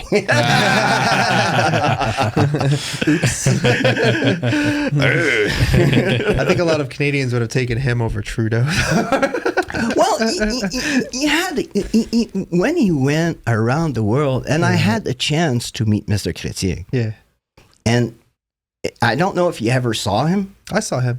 I was just a kid though when he was prime minister. He's huge. He's a big boy. Really tall, and when he shakes your hand, man, he's crushing the thing. So when he went around the world, the guy was respected, and he was a minister under the other Trudeau, the father, but Here. he was the one. Like, I remember my father talking about Mr. Chrétien back in the day, back in the 80s, telling that he was the one running the government. It wasn't Pierre-Éliott Trudeau that was running the government. It was Jean Chrétien. Yeah. He was the minister of foreign affairs, and the guy's a lawyer. He, all his life, he dealt with people. And when he was prime minister, Canada was a well-respected country all around the world. I remember going in Italy in uniform, having the Canadian flag on my arm. People were stopping me. Canadese, benvenuti. Wow. They're shaking. I had a sandwich and a bottle of water in a train station in Bologna because I was Canadian. I didn't pay for it. Nice. Wow. And I was like, oh my God. But then I realized I'm right in the place where freaking Canadian liberated in the I was just about to say World we were War. the liberators, right? So that's why. The Canadians and the Americans. Exactly. But especially on that coast, when you're on the west coast of Italy, because when the forces went up, the Americans were on the east coast, and the Canadians were coming up the west coast by Genova and that. And that also part. France. Yes. Yeah. So when you go in a country and you're being kind of treated like a hero or something, we are really well respected because Mr. Chrétien did so. And I think Canada was... At the time, liberalism meant something different, though. Exactly. It wasn't this idea of what a liberal is today, where now it's very woke, very communist, hyper socialist. And the image of the prime minister we have, the guy... It was more moderate. I'm sorry to say it, he is a freaking teacher. The guy is an art teacher. And not a great one. No. I never learned anything from him. And he's basing his politics on what his father did. And No, that's not true. Well, he's doing... He's basing his politics on what the people who want extreme amounts of power and who want to ruin it's a lot of it's trickling from what's happening in the United States. And a lot of that influence is now coming from countries that want to destroy the West, one of them being China. So how they do it is they infiltrate. It's like fifth dimensional warfare. If we keep telling you that you are a woman, eventually you're going to start to believe it. Right? And that's what's been happening over and over and over again. And Trudeau's doing... He's falling in line with that. And it's hilarious because if you look a lot of the debate and argument online right now, a lot of the liberals keep talking about this really stupid concept called Maple MAGA, which doesn't even actually fucking make sense. Maple, make America great again. It was something that I kept seeing on Dean Blundell's thing until he decided he was going to finally block me. Oh, yeah, the guy that blocked you. So they keep having this weird idea like, oh, well, all these conservatives just keep following in line with what the American conservatives are doing or talking about. And it's like, so are you. Even in Canada, the left is doing the same thing, but on a whole other level, right? But he's doing, like, economically, more speaking, that he's doing the same thing that his father did. Oh, yeah. He's emptying... hyper spending. Oh, yeah, hyper spending, and doing projects that don't have any goals. Just take the Mirabel Airport. It was supposed to be the next airport, the airport of the future and everything. And when September 11th happened, they were saying, "Oh, we cannot renovate it." Why? You did the same. You renovated the other airport that was derelict, and you had that one that was brand new. But instead of renovating this one, you upgraded the piece of land over there on the island. But you had a place to do an airport probably as massive as LAX. Because they had the whole freaking plot of land, so they could have done multiple runways. And one of the other major issues now is immigration. It's gotten way out of control. We're seeing the effect that it's having on the UK right now, where they've brought it. It's such a small place. Brought in 1.3 million people in the last year or two or something like that, some crazy number, which is insane. At least in Canada we have a large piece of uninhabited land that we can fit the people, but the problem is that so many people coming in so fast, the economy's not great, there's not enough work available for people who are already here, right? And all of a sudden we got Trudeau who's claiming, we're gonna build huge surplus in housing. No, you're not. And you know how I know that? Because all my construction friends are out of fucking work. They're all sitting at home half the week. They're working 2 days a week just to stay off of unemployment. It's gotten to the point of okay, now it's just getting. And the other thing is when the pandemic happened, the Roxham Road in Quebec. It was they were running through there in the snow with no shoes. Man, they did a freaking immigration post at that spot. It's at the end of a freaking dirt road. Hey, let's go. Let's build something with freaking trailers and stuff like that, and let's pass them through, and let's welcome, instead of using those funds and building a fence saying you cannot pass by there. You have to pass by the proper freaking places. You want to come to our country? We want to welcome you. We want you just here. Do it legally. Just do it legally. We just want to know who you are. Which, trust me, in Canada, that's not hard to do. You can very easy. It's easier to come to Canada legally than it is to the United States. Right. So it's why are you even illegal? Unless you're some sort of criminal, or you have some sort of past, or you're a terrorist, you have bad intentions, and that's probably the reason why you're coming across legally. And we should probably stop those people from doing so. And the other problems that we have, when we got quality people that are coming from other countries, they don't recognize their freaking qualities, qualifications. That's been a big issue, and I think Pierre Poilievre's actually been actively fighting that point for the past while. He's kind of quieted down a little bit about it, but I do remember at one point during the more early stages of his campaign, he was often talking about trying to remove the red tape from situations like that. And I remember in Quebec we had some sort of a running gag in the 90s, because they were saying that every Vietnamese convenience store clerks were veterinarians or doctors just waiting to have their qualification recognized. Wow. And it was a running gag in Quebec until one day a guy comes into a convenience store, talks to a freaking Vietnamese clerk, and the guy's a freaking veterinarian. And it's how? You're qualified, and the guy in his convenience store was helping his community with their pets. The guy's a vet. But he couldn't do anything medical to the pets, but he could tell them, okay, you have to go see a veterinarian for this. Oh, no, you just use this, he's going to be okay.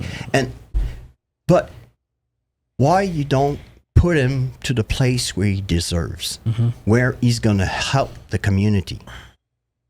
He is, or at least create it. In my opinion, you can't just take a doctor from Vietnam and expect them to be able to work right away in our environment. No. They're not right off the hop qualified. But if there was a program or some way that we can, kind of almost re-educate them to work in that specific environment, like a doctor, a nurse from another country who, they know the medical industry, but where they would do certain things in Afghanistan, you do not want them to do those things. Exactly. Here in the emergency room is, that's what I'm saying. But you send them to a medical school or something to have like give them the opportunity. A refresh of their qualifications. Yeah. But I think they would have to, under today's circumstances, they would have to completely start over. Yeah. Right? So that would be another They'd be coming in fresh with nothing, Right, yeah. Exactly. So you're talking 4 or 5 years of medical school, and then at that point, it's like, who can afford it? If you're coming from a third world country, realistically, you probably can't even afford it. I heard of a story of was it a lawyer or a doctor that did that? Yeah. But makes sense. With all the knowledge that he had, it was like, it was a slam dunk. Mm-hmm. But he had to go by the process again. Yeah. But in another country, in another language. And like, is there a way to fast track it? Like, would it work? Right. I don't know 100%. It could be a flop, but it could actually work. But I don't think we've ever really tried something like that. I don't know. And it's like right now, in the position we are in Canada, we need more doctors, nurses, people in the medical field specifically, because that's where we're struggling. We have very long waits. Socialized healthcare is not working the way it's supposed to work here in this country. I think pretty much across the board for the most part. And in Quebec, now it's getting worse. It went from bad to worse because when the former government was there, they decided to create what they called call them in Quebec the CIUS. There were like regroup all the hospitals, all the organizations that were like in Montreal in one organization, the ones in Trois-Rivières in one organization, and the same in, so hospitals didn't have any more general directors. There was one general director for all the structure. But now the new government, they decided like, no, we're going to have one boss. It's going to be Quebec, and everything's going to go down. So how somebody's going to be accountable if something happens? Like, we had massive deaths in Quebec because of that system. They were taking nurses from other nursing homes and sending them to hospitals, and from hospitals to nursing homes, and so on and so on. And this is why we don't let the government run things. Maybe just an opinion. And especially, and that's why, yes, the government of Quebec hired some people to kind of run the structure, but why you don't go back when it was working? One general director per place. Okay, you don't have enough personnel. You can have, I don't know, one general director that will be in charge of, I don't know, one hospital and 3 nursing homes or something like this, instead of being in charge of, I don't know, 10 hospitals and probably 50 to 75 freaking care homes. Crazy. So if something happens to a care home, who's going to be being put responsible? Nobody, because it's the government. The government never takes responsibility for its own actions anyways. Exactly. Right? So that's a problem. And back then, you could take the general director and say, hey, sack him because you didn't do a great job, or you didn't do your job basic. So, yeah. Yeah. All right, let's take a little break. All right, we are back. Took a little bit of a fresh air break. Yes. Got myself a Stella to continue on the day because now it is finally 5 p.m. Oh. Mm-hmm. Been here for a little bit, but so... time flies when you can chat. Definitely, yeah. And over here, honestly, it's so easy because it's just like, you're just talking, shooting off questions, having random conversations about so many different things, right? And it's cool because we've brought in so many different people from all different aspects of life. We've had an active Canadian Armed Forces member with us before too, so that was pretty cool. He's I've good seen a friend couple mine. of podcasts. Unfortunately, can't watch them all. Yeah, I've seen you received a guy. I think he had like a near-death experience. Yeah. Jesse. And then it was his brother who's Yes. active member. He's at Valcartier. Oh, basically. well. Yeah. Yeah, Thank so you for your service. Yeah. If you're watching, definitely. Thank you. So, some questions about Quebec. First of all, is it even a real place? it is. It is real. It is really real, and it is really cold. It's really cold, Yeah. Yeah. No, we went once during the winter. Remember that? We Yeah, went like for my birthday. maybe 6 years ago. Yeah. Yeah, it was February. They had the whole the events in Quebec Oh, City. Yeah, going the on. Carnival. Yeah, the Carnival. Yes. It Yeah. was super, super cold. And then it was snowing the day after. And then I got a flat tire when we were coming back. And it was a Sunday, so there was nowhere to like go and get a repair or even buy a new tire. So we were Didn't knew me that back in that day, so I could have done. yeah, no, I had no idea who you were at that time. But what's it like living out there apart from the cold? What's the lifestyle? Is it any different that you notice from like anywhere else in Canada? Or is it relatively the same? Beside like the language thing, it's basically kind of a good place. Yeah. Yes, It is beautiful. Quebec I itself is love beautiful. Quebec. I love the history of Quebec, especially because we are the gateway into Canada. We drop something. Yeah, no, it was just a cable under there.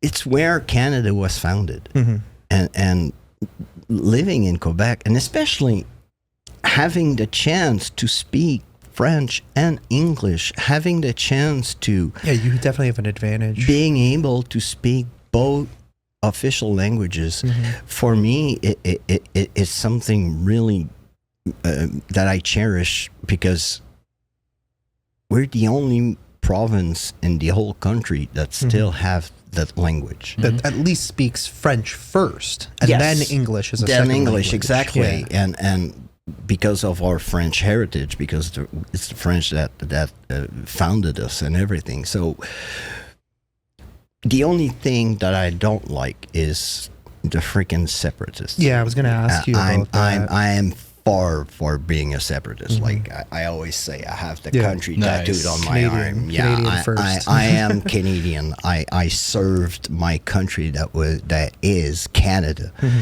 And I am a true Canadian. And being a true Canadian, and especially being a true Canadian living in Quebec, is being proud of speaking French and English, because they are both the countries that founded us. Unfortunately, England took over in 1759, but still, it's a rich heritage that we have to keep carrying it on. It's not by separating by the rest of the country that we will preserve our language. It's by speaking it, teaching it to our kids. And me at home, I'm very strict on both languages. Unfortunately, my girlfriend doesn't speak very well English. She understands it, but she doesn't speak it that much, like as well as I do. And that kind of what keeps her from like trying to converse with somebody that speaks English. And I'm very firm on my girlfriend and my kids. I want them to learn English. I want them to be very fluid in English like I am, to not go in places and not being able to communicate, to at least ask for a sandwich or something, you know? So I am strict on this, but still it's because I want them to be able to work and to be able to travel. Yeah. Because it's okay to speak French, or I don't have anything against people that just speak French, but you're closing your horizons. Yes. That's why I started doing YouTube in English, because I wanted to go and being seen in more countries than in French-speaking countries. French-speaking countries, I was limiting myself to Quebec, to France, to freaking Africa, freaking French Guyana, and other small idle islands scattered all around the world. Yeah, I think English is generally more universal around the world. I think generally anywhere you go, most people can at least speak a little bit of English, but they won't speak any French. Right? You go to Asia, no one there knows French. Right. Yeah. Right. But probably Vietnam, because Vietnam was part of Indochina and was colonized by French. But even though you go to Vietnam today, I don't think they speak people any French. speak more English than French. Right. Business, right? Exactly. Business generally is conducted in French. In English. English. English is the international language. Yeah. But Quebec is so beautiful. It's big. It's people don't realize massive. how big Quebec is. I have a national park where near I live, about 5 minutes from my home. It's the Mauricie National Park. You should see the sceneries in that park, the lakes. It's a place, and again, it's a place that Jean Chrétien preserved, because that place was the place where all the rich Americans had their private lakes and private clubs and stuff like that. And Jean Chrétien, when he saw that, he said, "Hey, that's ours. That's our natural resource. That's not supposed to be private for Americans. That's ours." So he took that plot of land and decided to make the national park of it. Nice. And it's, you have both of, like, in the summertime, it's warm, it's really nice to be, and in the winter, yes, you have the cold, but all the winter sports and stuff like that, hockey, as a kid playing hockey in the streets, going skiing, snowshoeing, and like, every parts of our country is beautiful. But for me, Quebec is very, very, yes, it is the province where I live, when I stayed all my life, but it is still like, yes, I love it. Yeah. And the only place I would move, though, would be probably Nova Scotia, because I love the ocean, but no, Quebec is so beautiful. You have incredible places. When you go near Quebec City, you have, I don't know if you ever went on the Orléans Island, Ile d'Orléans, in front of the island? Yeah. No, I've never done that. Such a beautiful place, because you go in small villages and they still have those houses, those old French colonial style houses, and when the British took over and everything. So it's particular. We have that big body of water that goes across the province that, splits it in half, but have so much history attached to it and everything. So, yeah, I'm proud to be a French Canadian, but I'm more proud to be a Canadian. Nice. Can I ask just quickly? So here we're in Ontario, and we have to learn French for a number of years. I don't remember how many years, but I think we finished in grade 10 or grade 9, maybe. Grade 9, I think was. What is it like in Quebec? Is there any English taught in school? Yes. Back in my day, it started around 4th grade, but now they're learning it earlier, right? Okay. 1st grade, they start really to learn the basics. Got it. And Zachary is really in it, and I'm forcing him to watch cartoons in English. Nice. And watch other stuff in English, because I want him to learn. And he's at that age that he's a sponge. He's 8, so he everything he sees, and when he have a problem with a word or something, he asks me, and I translate it for him. Nice. So then you just kind of hope that you don't have a problem with the word too, right? Yeah. It's like, well, Zachary, I can't help you with that one. But Sometimes it's the pronunciation that is hard. Absolutely. Oh, yeah. English is known to be the hardest language in the world to learn, right? So And French, because and it's sometimes pronunciations that are different. yeah, In French, we rarely blur H. Okay.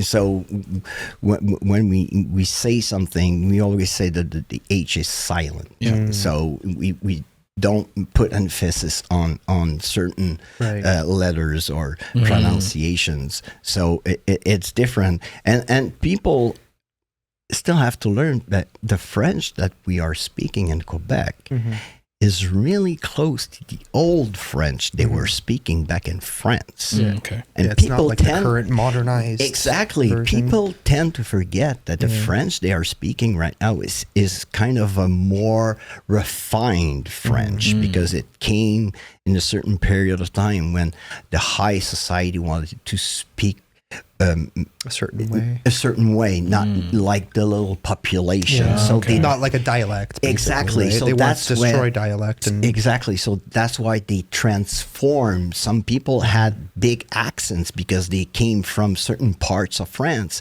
But when they were in the court near the king, they would speak in the way of this high society. That's interesting. I didn't know all that. Yeah, there was one king, I don't remember which king of France, one time said, well, in the old French, le roi c'est moi, le monde vont parler comme moi. And when you hear it, you say, no, the guy was like living in Quebec, probably owning a tavern or something. Yeah. But no, the French So king. what does that mean that you just said? The king is me, Yeah. and people will speak like way I me, am. the way Okay. I speak. Right. And because in French, when you design somebody like I see toi, I don't see, but in the the slang you say toi in French, Toi. ouais, or moi. That's Okay. moi, me. So that's and it became kind of, like I said, refined. So that's why we have to preserve that language Yeah. because it's a lost language. Right. Makes Yes, sense. it's French, but it's a lost French. Yeah.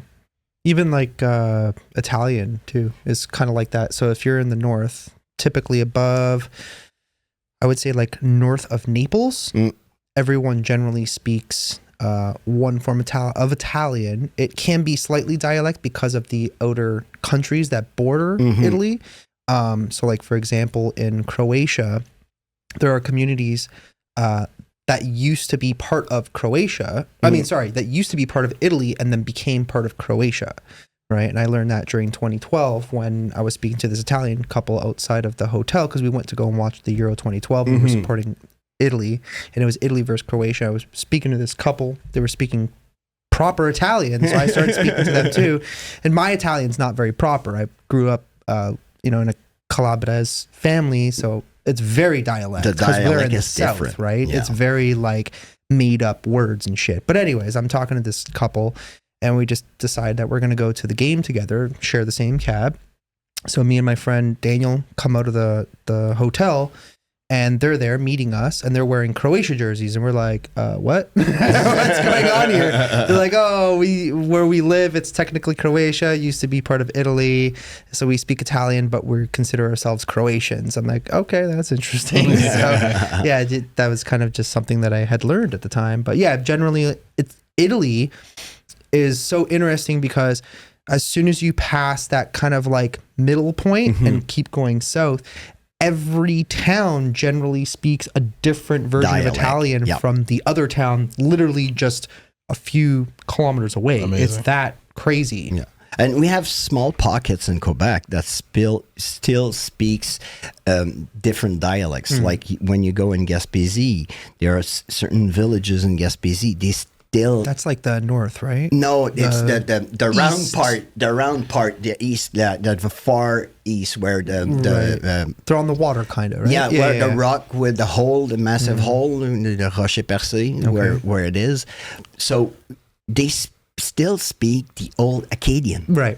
the old French. That's like really old school. Yes, that's the very old French, but they still speak it in the Madeleine Islands, the Îles de Madeleine. They still speak the old Acadian French. Yeah. Can you understand it? Like if you have a conversation with them, can you understand each other? A little bit. Yeah. A little bit, because it's really different. You know, when we hear the Acadians or the Cajuns, we call them, down in Louisiana, it's the kind of slang like that. Yeah. But it's very different. It's like its own language. It kind of. A little bit like a way I can put it, like, would be English in the English language, would be like English from England or certain part of England, and taking somebody from Ireland. Right. Ireland, the dialect is different. They have different expressions and stuff, and the way they speak it, it's different than the British.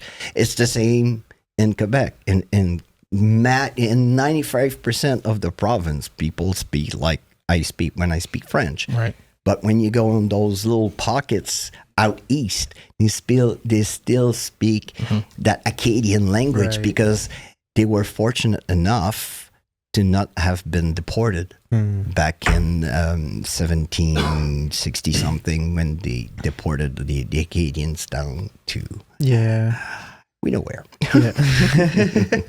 So just to put it in perspective here, this is just how big Quebec is. Yes. Quebec is technically bigger than Ontario, land mass wise, right? So, but the whole part up there, you have like small communities of Innu that live, but it's not really lived.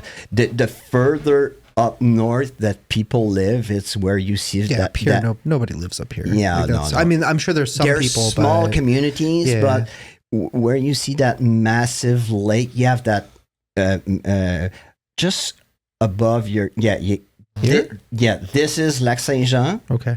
And above that, you don't have anything. Nothing. There's nothing. It just stops. That big impact you see there in the right in the middle, you see a round on the right. Oh, here. That is a meteorite impact that happened in back Way in the back day, when, and that's a lake. Oh, cool. And all the middle part, it's an island. Oh yeah, that's cool.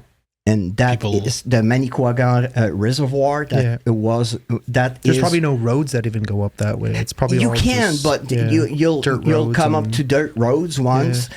But it's something really special to visit. Have you been? I've been there. I was really young. Yeah. You have to go north of Bécomo. You go past the big, massive Daniel Johnson Dam, the big freaking dams they have up north Quebec, because that body of water is like an inland kind of sea, and the water that comes rushing from that lake coming down to the fleuve is so great that they have dams all of that part. It's crazy. Yeah. This is the first time I'm looking at a map and realizing since school that Newfoundland is up there.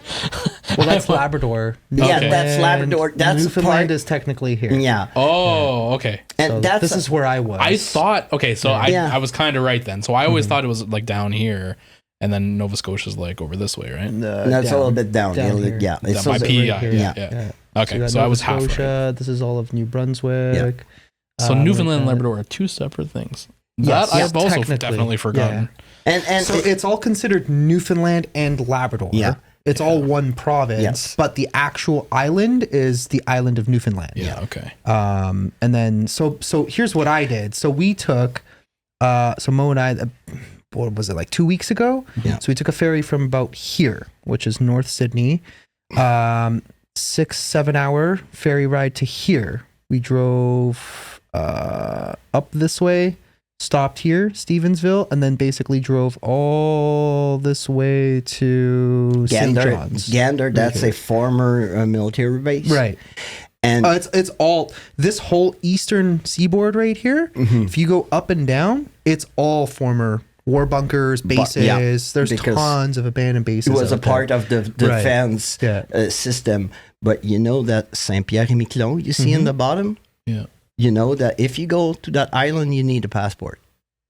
Really? Because that is a part of France. Really? What? Oh, wow. Yes. That's crazy. I didn't even know that. That is owned by France. So if you go there, you are technically in France. Oh, wow. Huh. Yes. Cool. So I'm going to just drive there and be like, yo, I went to France this weekend. Like the guy that wants a French car, the guy wants a Renault. I want a Renault Clio with a freaking V6 engine. Go to fucking Saint-Pierre-Miquelon and find a Renault dealership. Oh, wow. That's amazing. Saint-Pierre is a French archipelago south of the Canadian island of Newfoundland. Wow. Yeah. That's amazing. So people, if you go to Saint-Pierre-et-Miquelon, don't forget your passport because you won't be in Canada anymore. Yeah, see, we're lucky we didn't go that way because we didn't have our passports and we also had guns in the car. There was no way they were letting us in. No. Can you imagine? You see the headline like Angelo's in jail in France. How come he was going to Newfoundland? Yeah. Well, you see, we didn't know this little island was part of France. And it's not really known to people that little part of island is French territory. Yeah. And that's crazy that they just let them keep this one island out of everything. Yeah, we'll just take the rest. You can have this one little island blip that nobody even knows exists. Yes. Oh my God. So, but I would be curious one day to go back at the Manicouagan Reservoir, or at least go all the way out to. I know one time when you went up north, you wanted to come and travel to Quebec, and I wanted to bring you up.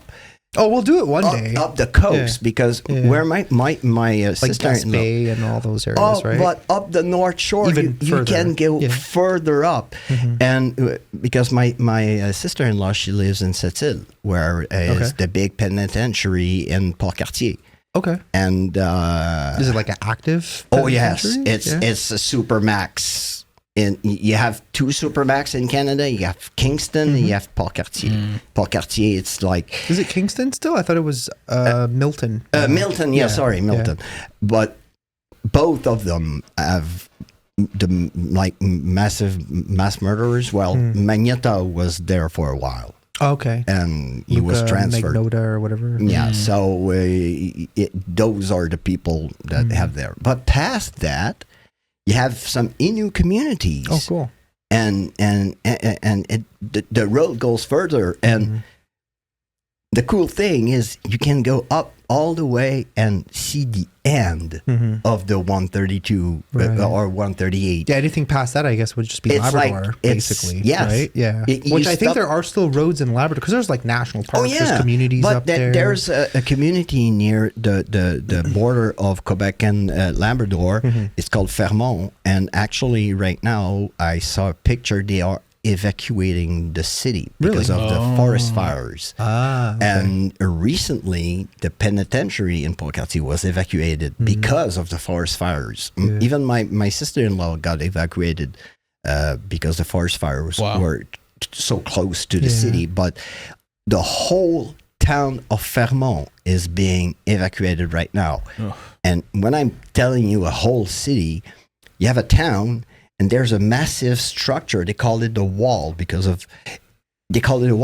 it's blocking the north winds that comes and blow on the city because it's so strong that it renders like the temperature to minus 40 and 50 in the winter because the winds are so strong. But it's one of the largest iron ore pockets in Quebec. So that's why they keep that town running. Yeah. It's all the iron ore that comes from Canada. That's where it comes from. Yeah. Interesting. So in terms of, hang on, let me just pull something up here. So just to put this into more perspective, because a lot of people people outside of Canada don't know this, but we have another party called the Bloc Québécois. Yeah.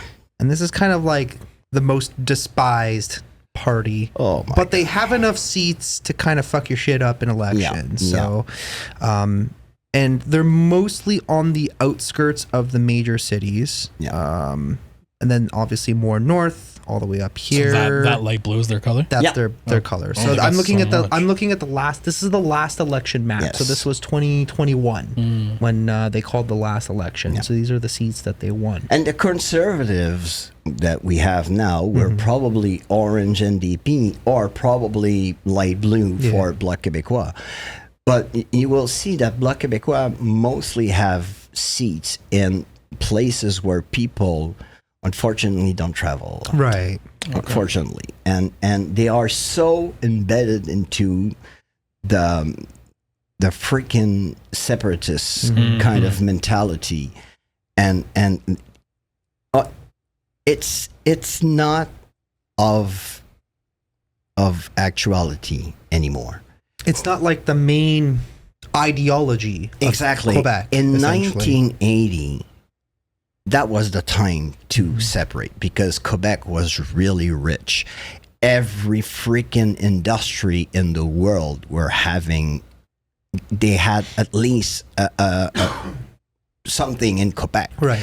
It It was the channel to the rest of the Western world. We had a freaking BF Goodrich mill. They were doing tires in Shawinigan back in the day. We had a freaking CIL. They were doing freaking paints and chemicals. And I know they were doing some chemical components for explosives. Wow. Union Carbide. You know, all those big industries had something in Shawinigan.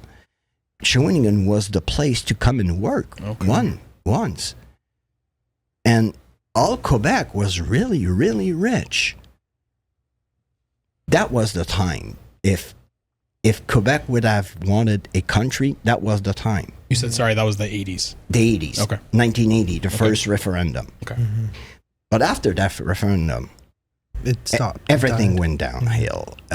Most big companies like Union Carbide had, what happened in Beaufort. So that kind of pushed them to bankruptcy. CIL kind of got bought by another company and so forth and so forth. And environmental kind of groups were getting into the dance and everything. So That's kind of like a main thing now in Quebec is that everything was shutting down. Everything was shutting down, and it came to a time when they had a referendum in 1995. It was like, no, if we separate from the rest of Canada, Quebec's going to be bankrupt. Yeah. We're going to get invaded by the U.S. like tomorrow. No. It's like, it was a good dream in 80, but now it's like, don't think about it. I think the funniest part is that if there was a referendum, Quebec separated, became its own country, and then like a year later, Canada invaded Quebec. I can see that being a thing. I'd Just rather like, "You be tried." invaded. I'd rather be invaded by Canada than being invaded by the U.S. Nah, I I would rather be invaded by the U.S. But But that's just my opinion. I want to keep my welfare. Yeah, of course, of Please. course. Yeah. Oh my God, that's But so being funny. a veteran, I would probably don't need a welfare. So, Yeah. healthcare. Sorry, not Yeah, welfare, yeah. healthcare. Yeah, healthcare. Got it. But the so the whole separatist idea has kind of died out now. It's since- really dying out. Yeah, but it does exist, but it's uncommon. it like, still except for have- like the outer kind of Yes. places in Quebec that no one It really. still has his little pockets. Yeah. But when you talk to separatists, they always have, they always come back to the same thing. Oh, we want to preserve a language. We want to preserve a language. But you're being allowed to preserve your own language Exactly. anyways. It doesn't make a difference.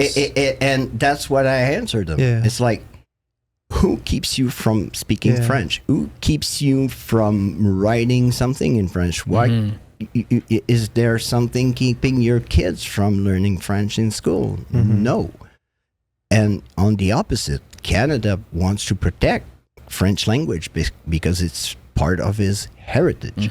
So why separate from the rest of the country? Back in 80, I don't know. I was really, I was 6, so. Yeah. But I saw my dad. I heard my dad talking about it, and I remember my dad was kind of nervous about it because my dad back in the day was working for an American company. Right. And when Was your dad pro-separatist, or did he? no, my dad was against the separation. He recognized that it's a loss of heritage. Yes, and my everything. dad traveling. Stupid, because like to get to the eastern coast of the rest of Canada, you would have to travel through Quebec. Yeah. So imagine you show up basically to Gatineau, and you would have to show your passport. Yeah. Right, to get through. Right, and then you would have to show your passport again once you get into New Brunswick. Exactly. Just to get to the rest of the East Coast. So it was a dream, but that was what was it? That's all it was. A dream. Yeah. So, and I don't have anything against the big separatists and everything, because unfortunately, sometimes it's just and it's not a lack of information or education, because you have well-educated people in there, but they don't want to accept the fact that economically Quebec is not there anymore. No, definitely not. Not with environmental issues. So Quebec, to my understanding, has, I believe, the largest natural gas deposits probably in the world is in Quebec. But the Quebec government, because they're so woke and stupid, they refuse to actually access those natural gas deposits, which, you know, at the end of the day, basically makes the province lose money.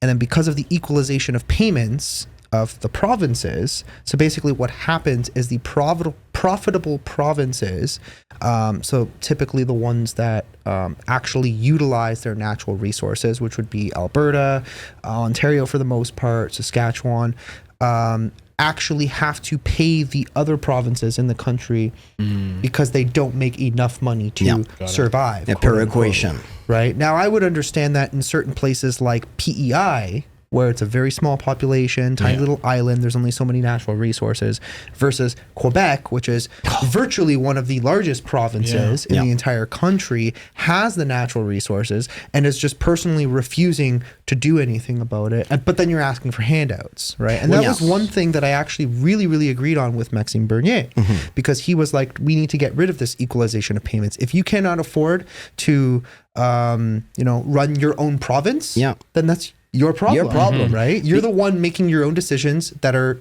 getting you into that position. Yeah. Whereas Ontario is not doing that. Ontario is very profitable. We work very hard. We capitalize on natural resources within obviously certain limits. We're not trying to poison the land. We're trying to do it responsibly. Same thing with Alberta. And there's this, it's funny because there's like this whole environmental argument where people are like, well, you're by extracting oil or fracking or going into the oil sands or whatever, refining is destroying the environment. No, that's incorrect, because technically speaking, Canada has so many trees that we produce net negative carbon because we have so many trees. And we also have technology where it's clean energy production. I heard a climate realist, because you have those climate skeptics. Right. But I was listening to a climate realist, and he was saying that actually right now the carbon dioxide contents in the atmosphere are less than, I think, like 100,000 years ago. Wow. Right. It's like, okay, how? There There's were more no trees. humans, there were no industry, because the earth it produces those gas naturally. The human impact on the environment has a certain impact, yes, but not as great as the environmentalists want us to believe. Of course. Just with the tar sands. They're washing the sand. They're taking the tar out of it. Why do you complain? Right. Oh, it's polluting. No, it's not. They're cleaning it. Yeah. The thing is freaking seeping off of the ground. So they're cleaning the mess that the earth is making right now. The earth did it itself. Exactly. It made its own mess. And in Quebec, pooped oil. we have diamonds. Yeah. We have gold in the north. And we have big companies that come and they want like certain advantages. Mm-hmm. Why you don't give it to them? It creates jobs. It creates jobs and creates and you're selling a resource that we have. You're creating you're bringing more money into your vaults. So why spitting on their hand? And recently Quebec abolished the hydroelectric rebates that they were giving out to companies. Oh. Companies that would come in and get settled in Quebec, they would, back in the day, give them a certain rebate on hydroelectricity. And that was a freaking good thing. Mm-hmm. That was our key to say, hey, come and build your mill here because we have hydroelectricity. Right. It's free freaking power. Yeah. So when they abolished that they just told to every companies in the world, don't come to Quebec. We won't give you power. Mm-hmm. Yeah. We don't like you. Yeah. We don't like you, corporations. Go screw yourself. So sometimes I don't like what I see because, like you say, we have natural resources and we should exploit them. Mm-hmm. Responsibly, of course. I mean, it's not that we have the technology to do it, right? We're already doing it with oil. If you look at Whitecap Resources, fairly decent sized company out of Vancouver, they're already doing it. They have amazing technology. A lot of the other oil companies are adopting similar technology because we can extract the resources, be profitable, make money, create jobs, but also clean up the earth like you're describing. Yeah. Right. But like I have a friend, he's an electrician for a diamond mine up North Quebec. And he tells me like everything that is made, every rock that is broken is like throwing back. Every chemicals that are used are recycled, and like everything is. It's not. We're not in the 70s anymore. No. With technology and everything, and with more environment conscious businesses and companies, when they establish themselves somewhere, they don't want to destroy everything. They want to exploit it so they will make money. Yeah. So. Yep. So, being from Quebec, we need an explanation. What is a tabernacle? The tabernacle is the little cupboard where the priest puts the bread and the wine. Mm-hmm. And in Quebec, well, when they wanted to it was a way to kind of curse the Catholic Church without cursing the Catholic Church. Right. So when you were cursing, you were using a church name. So you would curse without cursing God. Yeah. So you would say Christ, it's the Christ. Yeah. You would say tabarnak or the tabernacle. Yeah. Hostie, the hostie is the bread. Yeah. So all of those we're using, not saying, oh God, or so instead of taking the Lord's name in vain, so to say, you would say tabernacle instead, which is like such a common thing. So where did that just originate in Quebec? Yes. Or it didn't come from like the original came France? from, and I don't know when it started. Yeah. But I really got to look that up. I'm really, now you right? Like I love learning like the origins of phrases, right? Like, so for example, we were talking about this last night. Just random phrases that came about in Canada. We had munja cake was a big thing, which means eat cake. And the way I was told the story, this could be completely incorrect, but the way that I was told that this phrase came about, which is essentially what you call like, I don't know, somebody who's like a third, fourth generation Canadian who would have been probably English somewhere down the line, or maybe even more than third or fourth, maybe like, 10 generations deep English or whatever. The Italians, when they were working side by side with the English, the Italians would show up with the nice paninos with all the meats inside, nice crusted bun, beautiful, had a lot of flavor, looked very appealing.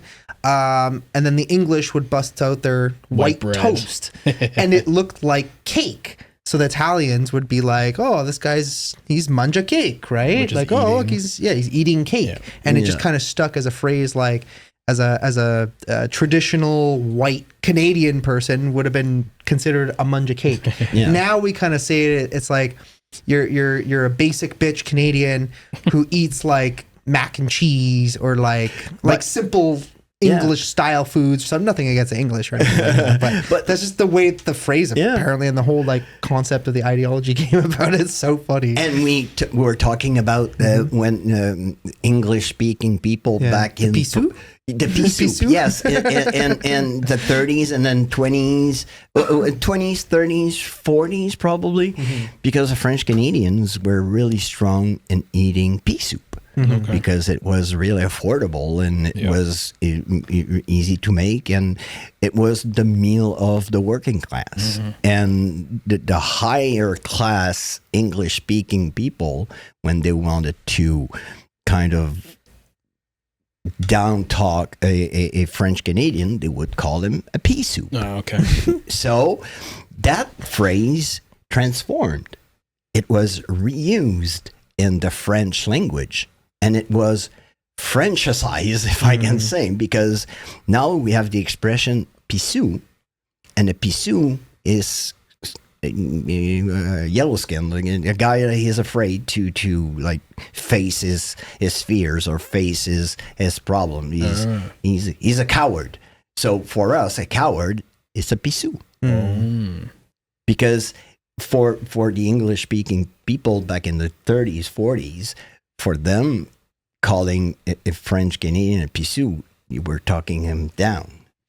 So it was like a coward. Right. And they were saying that, not really that, but I can't really put it, but it became something. Yeah. So like manja cake. So, but the swear words, I'm really, really curious, but it was what I've learned. It was the way to curse the church without cursing the name of God. Right. So from now on, when I get cut off in traffic, I'm just going to start yelling out, Debernick, and just throw everybody off. They'd be like, what did you just say? And just give them thumbs up while you're doing, Debernick, be like, what the fuck is this guy doing? Oh my God. So yeah, yesterday we filmed at a cool haunted location. I thought it was neat. Did a place called Wade Manor. You guys will probably see a video, probably, I don't know, most likely before even this video goes up. But that was really cool. But you've been doing haunted now for a while. What was your favorite location so far to date? Beside the one from last night. Oh, is that your new favorite? That's one of my new favorite. Yeah. But I think the Hinsdale house has a special place in my heart, because I keep hearing that here. The Hinsdale house? Yeah, everybody talks about it. Yeah. It's really creepy as shit. Creepy as shit. Is you hear walking and you know there's nobody. Like, we were in the living room, we were hearing walking upstairs. There's nobody upstairs. We're the only one in the house. Wild. It's such an old house. Yeah. It's like the floors are lopsided and rickety, and even it's outside, just, you walk outside, you feel uneasy. You have the impression something is going to jump you, or plus something. you're surrounded by the woods. So Yes. there probably are things in there that will jump you if they And, feel like. and Wilson Castle. Yeah. Wilson Castle. I went special, there once. That place is cool. And I can't wait to go back, because it's such a massive house with the history and all the energy that is, and just being able to just investigate and having that massive house to yourselves when you're with a group or anything, so you can investigate and nobody will pollute the other's investigation. So yes, Hinsdale House, Wilson Castle, and yes, and I have to put Canadian spots. And Canada, Wayne Manor is one place, but the other place is the courthouse in L'Assomption. Okay. The courthouse in l'Assomption. I want to bring you there, man. Yeah. And the day I'm going to bring you there, you're going to freak out. I heard for the first time somebody scream Oh, yeah. in that Oh, damn. place. And my friend Dom was with me. And we went outside. We went running. It was probably 2 or 3 o'clock in the morning. There was nobody outside. Wow. If I've seen somebody like walk, I said, well, probably it Then was you could make it make sense. nobody was outside. Crazy. And the place dates back, I think, to 1811. Wow. It is the courthouse. It's still intact since it was renovated, I think, in 1836. Oh. Whoa. And So it's all original then. original wood, original layout of the day, rounded seats. Wow. With the massive bench. Do l'Assomption Courthouse. I think you will have it's L Apostrophe ASSOMPTION. This one? Yeah. Courthouse. Yeah. This is the building right there. Oh, okay. This thing? Yeah. Oh, that looks cool. Yeah. You can tell it's It was Very abandoned old. for a couple of years. Now Yeah. it's taking back. They do like concerts or Oh, this is Cool. the inside of it? not this one, No, maybe. not this one either. They don't have the inside. Weird. Just show the outside. Well, I guess I'll just have to go there and let's see You're what it gonna actually have looks to like. look something up, Right? Well, you see it in my videos. Yeah, I yeah. do and you still have the coat of arms of Well, actually, it was the coat of arms of the king Right. because it was the king Wow. back then. 1800. So it's an amazing place, and to this day, I had stuff happening there that didn't happen anywhere. I had a light turning on. You have to press the button to turn it on. Oh, it's one of those. I'm doing an Estes, and my friend Allison is manning my camera, and you hear her say, no, because she's so surprised. She takes care of the place. She's the person that is like Caretaker. there Oh, all the wow. time. And when she saw that light turning on, she was as impressed. I was under. I didn't saw anything. Yeah. When I saw it, when I was reviewing my footage, I was, oh my God. Wow. Asking, there's a music box. I have the music box on my phone that the Spotted Girls made, and I had it on my tablet. I had the tablet laying on a 2x4 really far, and I went to the Spirit. If you want us to move location, can you go and touch that box? And the music box goes off. It's like insane. There's so much history. There was a poor native that was lynched in the backyard. Oh, The wow. tree is still there to this day. Wow. They found the bones of a guy that was hiding from the conscription in the First World War. There were 4 guys that were hiding in the attic, and one of them became insane and killed one of them. Oof. But they didn't want to get caught. So they buried him in the backyard, and they found the bones when they tore down a part of the building. Wow. So there's so much history in that place. So and we have to really put in front our locations. We have so much great places here in Quebec. Sorry, here in Canada.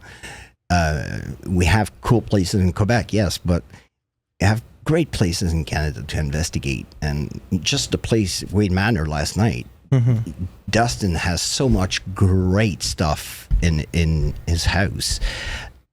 But even before he started having all the artifacts that he has in his house, he had an activity in this place. And just last night, we had freaking shadow figures and freaking walking, knocking, talking. We heard talking, and like, there's nobody outside. Wow. Yeah, that was a interesting place. The one thing in Canada I find is that there's not enough locations that are kind of like open to the idea of letting people come and investigate. Like here in Ontario, you have a few places you can book that are owned by the province, but the problem is they want like $6,000 a night just to be able to do it. And it's like, yeah, no, thank you. Nobody's interested in that kind of stuff. But yeah, I guess to kind of end it off, this is cool. You were in an article by Don Riffle, Mysterious World of Jean, because Jeff's real name is Jean-Francois. From soldier to paranormal investigator, Quebec, Canada. Hang on, let me switch this. The article he made is really good. I thanked him last night. I had the chance to meet him. He came right before he arrived.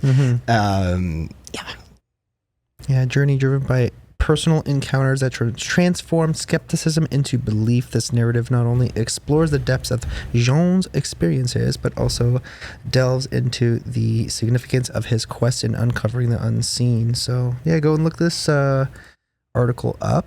It's on Ontario's Paranormal Magazine's Facebook page, and go and you'll discover many great people in there.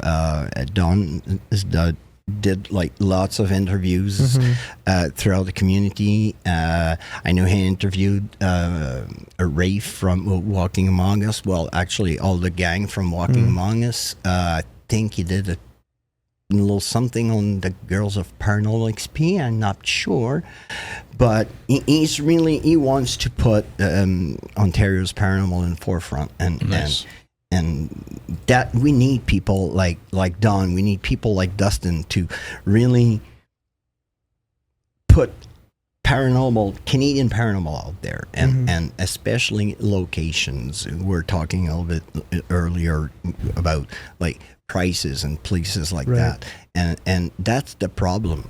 Places in Canada, unfortunately, they ask for prices that to us are just insane. We rent a building or stuff like that, but we're not making a venue like to make money. We're not renting a theater to put on a show to do profit, and so we can pay the location of the place of the building. We investigate the building, so we're just asking for something that is reasonable for us. I went to investigate. We are fortunate enough in Quebec to still to this day have the oldest jail in Canada, the Trois-Rivières Old Jail. But when I went to investigate this place, it cost me $700 and about near close to $750, $750, but for 4 hours. Yeah, that's crazy. Wow. For 4 hours of investigations. They really rape you. Speaking of, I don't know if did you ever do the Conjuring House? Unfortunately, no. And I wanted to go. Yeah. But with what is happening right now, and especially the price, the asking price right now. It's like over $1,000 or something. It's $1,200 for a weekday. And it's $1,500 for a weekend, and it's per creator. So if you go there, and if I go there and we film, it's going to be $1,200 each. Damn. Screw that. And she has to review your video before you release it. And if you don't have your video reviewed, she will sue your ass. Whoa. Yeah, there's a few places like that. She is killing the place, unfortunately. I did a couple of live streams talking about the topic. I know that Jason Hawes and all the staff that walked away, they were not fired. They walked away. They kind of put the record straight last Friday, and I encourage everybody to go and watch it. They haven't seen it, because you will be surprised how, unfortunately, that lady is. She doesn't have all her head, unfortunately. Doesn't sound like it. No, she did a post on her Facebook I mean, page. let's be realistic. You spent over $1 million US to buy a haunted house, and then now you're going to charge people $1,200 or $1,500, depending on what day of the week it is. So And if you just visit the place, just seeing the outside, you're going to pay $35 Canadian because it's 20 US. like to walk on the property and Just look at to it? walk on the property and take some pictures of the outside. Because if you want to take pictures from the inside, it's $100. Okay, lady. You went there, no? I did, yeah. That was But back when it was the previous owner. Corey, Okay. Yeah, Corey. He was significantly better. I mean, he had, I don't even really want to get into it, but he had his own kind of weird issues. I mean, we didn't have any like conflicts or anything directly with him, but there was some things that I just don't want to get into. Yeah. That he would do that was kind of like really stupid, but at least his pricing was reasonable. When we went, it was like $100 to $150 a person. You know, he would just kind of lock himself in his side room, and Yeah. you go and do your business and whatever. There was no reviewing of videos and this and this and that, and it's like, And that is very, how can I put it? It's not good for creators. no, of course not. There's like, actually, right now, there's Cassie from Whipping Willow Paranormal. She is waiting. She doesn't do like long stance videos. She does videos like for Small, short. small ones, like 30 minutes. Like she does one video with a walkthrough and stuff like that, and that's perfectly fine. But now she's waiting to release one part of that video because the Conjuring House is reviewing it. But if the person that is reviewing it, he doesn't want to review it, she's losing money. Yeah. Because the ad revenues that she will be making on that video, she's losing that money. That's right. She's losing the money that she could possibly make during the premiere. So it's restricting for a creator. Yeah, places like that should honestly just give up. Just don't. You're not made for business. Another lady who was like that was the owner of the Rolling Hills Asylum. She's a for lack of a better word, a cunt. But she's messed up, and a lot of people know it. And it's funny because we had our experience with her several years ago, and I specifically told Chelsea and Lamar, don't go to Rolling Hills Asylum. What do? They bought tickets for the day museum or whatever. They showed up and they were outside. No one was there. They're calling. No one's answering. They're like, well, I guess we lost $50 each. I'm like, yeah, well, I guess I told you so. Right. She's a scam artist. She's legit. Like if you go and read her reviews, there are tons of reviews of people getting scammed by this lady. People showing up on their birthday evenings to go and do a little paranormal investigation or a little tour or whatever. And what was happening was, so let's say you go for dinner, like hours before. You go for dinner, you have a beer, 2 beers, whatever, or maybe a glass of whiskey. And the odor might linger on your breath. Doesn't mean you're drunk. No. It just means 2 hours ago I drank a glass of whiskey, right? And you can still kind of smell it or whatever. And then they would go in the building, and then all of a sudden she'd be like, you're drinking alcohol on my property, you're kicked out, and then you get banned or whatever. And he's like, what the fuck? And there's like tons of these reviews. I can't imagine if a guy, like, he's pissed drunk and he tumbles around. That I understand. Yeah, you're creating but- a hazard for yourself and other people. Exactly. But like somebody who went out for their birthday dinner and had a beer, that's just okay. No. Now you're just being unreasonable. Exactly. You're being a moron, right? But she's just mean. She steals people's money. When we booked it, my friend paid for it, and then she told us, do not come here. And we said, what is your problem? Didn't really give us a great explanation. Kept the money that was paid as the deposit. And then when I would try and talk to her over the phone, it's not like I was like yelling at her. I'm just asking questions like, yo, what's going on? And she would just hang up. And I'm like, okay, lady. But then I spoke to a lot of other people many years down the road. Tons of people have had the same issue. Other creators that I know, I'm not going to even say any names. No. Other people who own haunted locations and they're really cool have also said the same thing when I brought up the owner of Rolling Hills Asylum, do not go there. Because you will waste your time and most likely your money. So, and it's from what I know, the people who do get the experience said it wasn't even a very good experience altogether. But yeah, unfortunately, I wanted to go to the Conjuring House, but with this situation right now, it's not worth the time. Not going. Yeah, we went. It was cool for like the nostalgic purpose, and I get to throw it in people's face, like, "Oh, you ever seen the movie The Conjuring?" They're like, "Yeah." I'm like, "Yeah, I've been there twice." I'd rather go to the Monroe House, Hinsdale, freaking Fairfield Infirmary, even go back to freaking Father John's on top. But I've discovered new places that... there's always new places now popping up too. I went to investigate the church where Jim Jones has his first Bible. Oh, wow. And when you see the place from outside, it looks like a normal church. Place, yeah. But when you investigate inside, oh my God, like walking... Tommy was spooked with a shadow figure, and I remember going to investigate the said shadow figure, and it takes a lot to spook me, and I was feeling really uneasy, like something's gonna jump in my face. And it wasn't intense. We burned pictures of Jim Jones outside.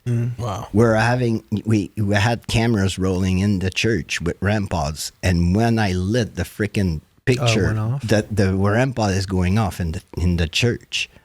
Wow. It was insane. So you have those places that are not really known, and people don't go there because it's not the Conjuring Hours, or Sam and Colby didn't go there. It's like, live your own experiences, and you will discover places that are freaking active, and you won't lose your pants going and investigate those places. The Thomas House in Tennessee, that's a good place to go to. It's super cheap. The family's really friendly, well taken care of place. Well, as best as they can. They're getting really old now, so it's hard on them, but... people don't know, the Monroe House, it's just $175 a night. Oh, there you go. That's cheap. Everything in the house, they are provided for you. You have water, you have sodas, you have snacks, everything. A whole basted turkey and yams. Well, you're just missing the main course, but you have everything. And there's no internet to pollute your investigation. Nice. And all the wiring has been redone, so the electricity is on standard, so it won't create false EMF and everything. Right. So it's not because it's well known and they're asking for crazy amount of money that makes it more haunted. For sure. Well, I think that's where we're gonna kind of end it off. Definitely go and follow everybody here. Go and check out Jeff's channel. It is Exploring Harley on YouTube, and leave the links down in the description below. Go and follow us on social media and our individual YouTube channels as well. Exploring with Angelo, and what's yours now? Moshi Mods? Moshi Mods. There you go. Or is it Moshi's Mods? Wow. Who knows? Thank you, man. Thank you so much for coming in. And Thank you for having me, guys. It was a ball. It was a blast. It was fun. I feel like I actually legit learned a lot, even about just Canada today. Right, like things we never knew before, because people are afraid to ask, right? So and I'm always eager, and if you want me to come back to tell you about the history of the poutine, well, I'll tell you the history of the poutine. That for the next episode. I thought about it too. I'm like, would Jeff know the history of poutine? I know it. Yeah. So it's not Russian, you mean? No. All right, guys. Well, again, Jeff, thanks for joining us on today's episode, and we'll see y'all in the next one. Bye. Bye.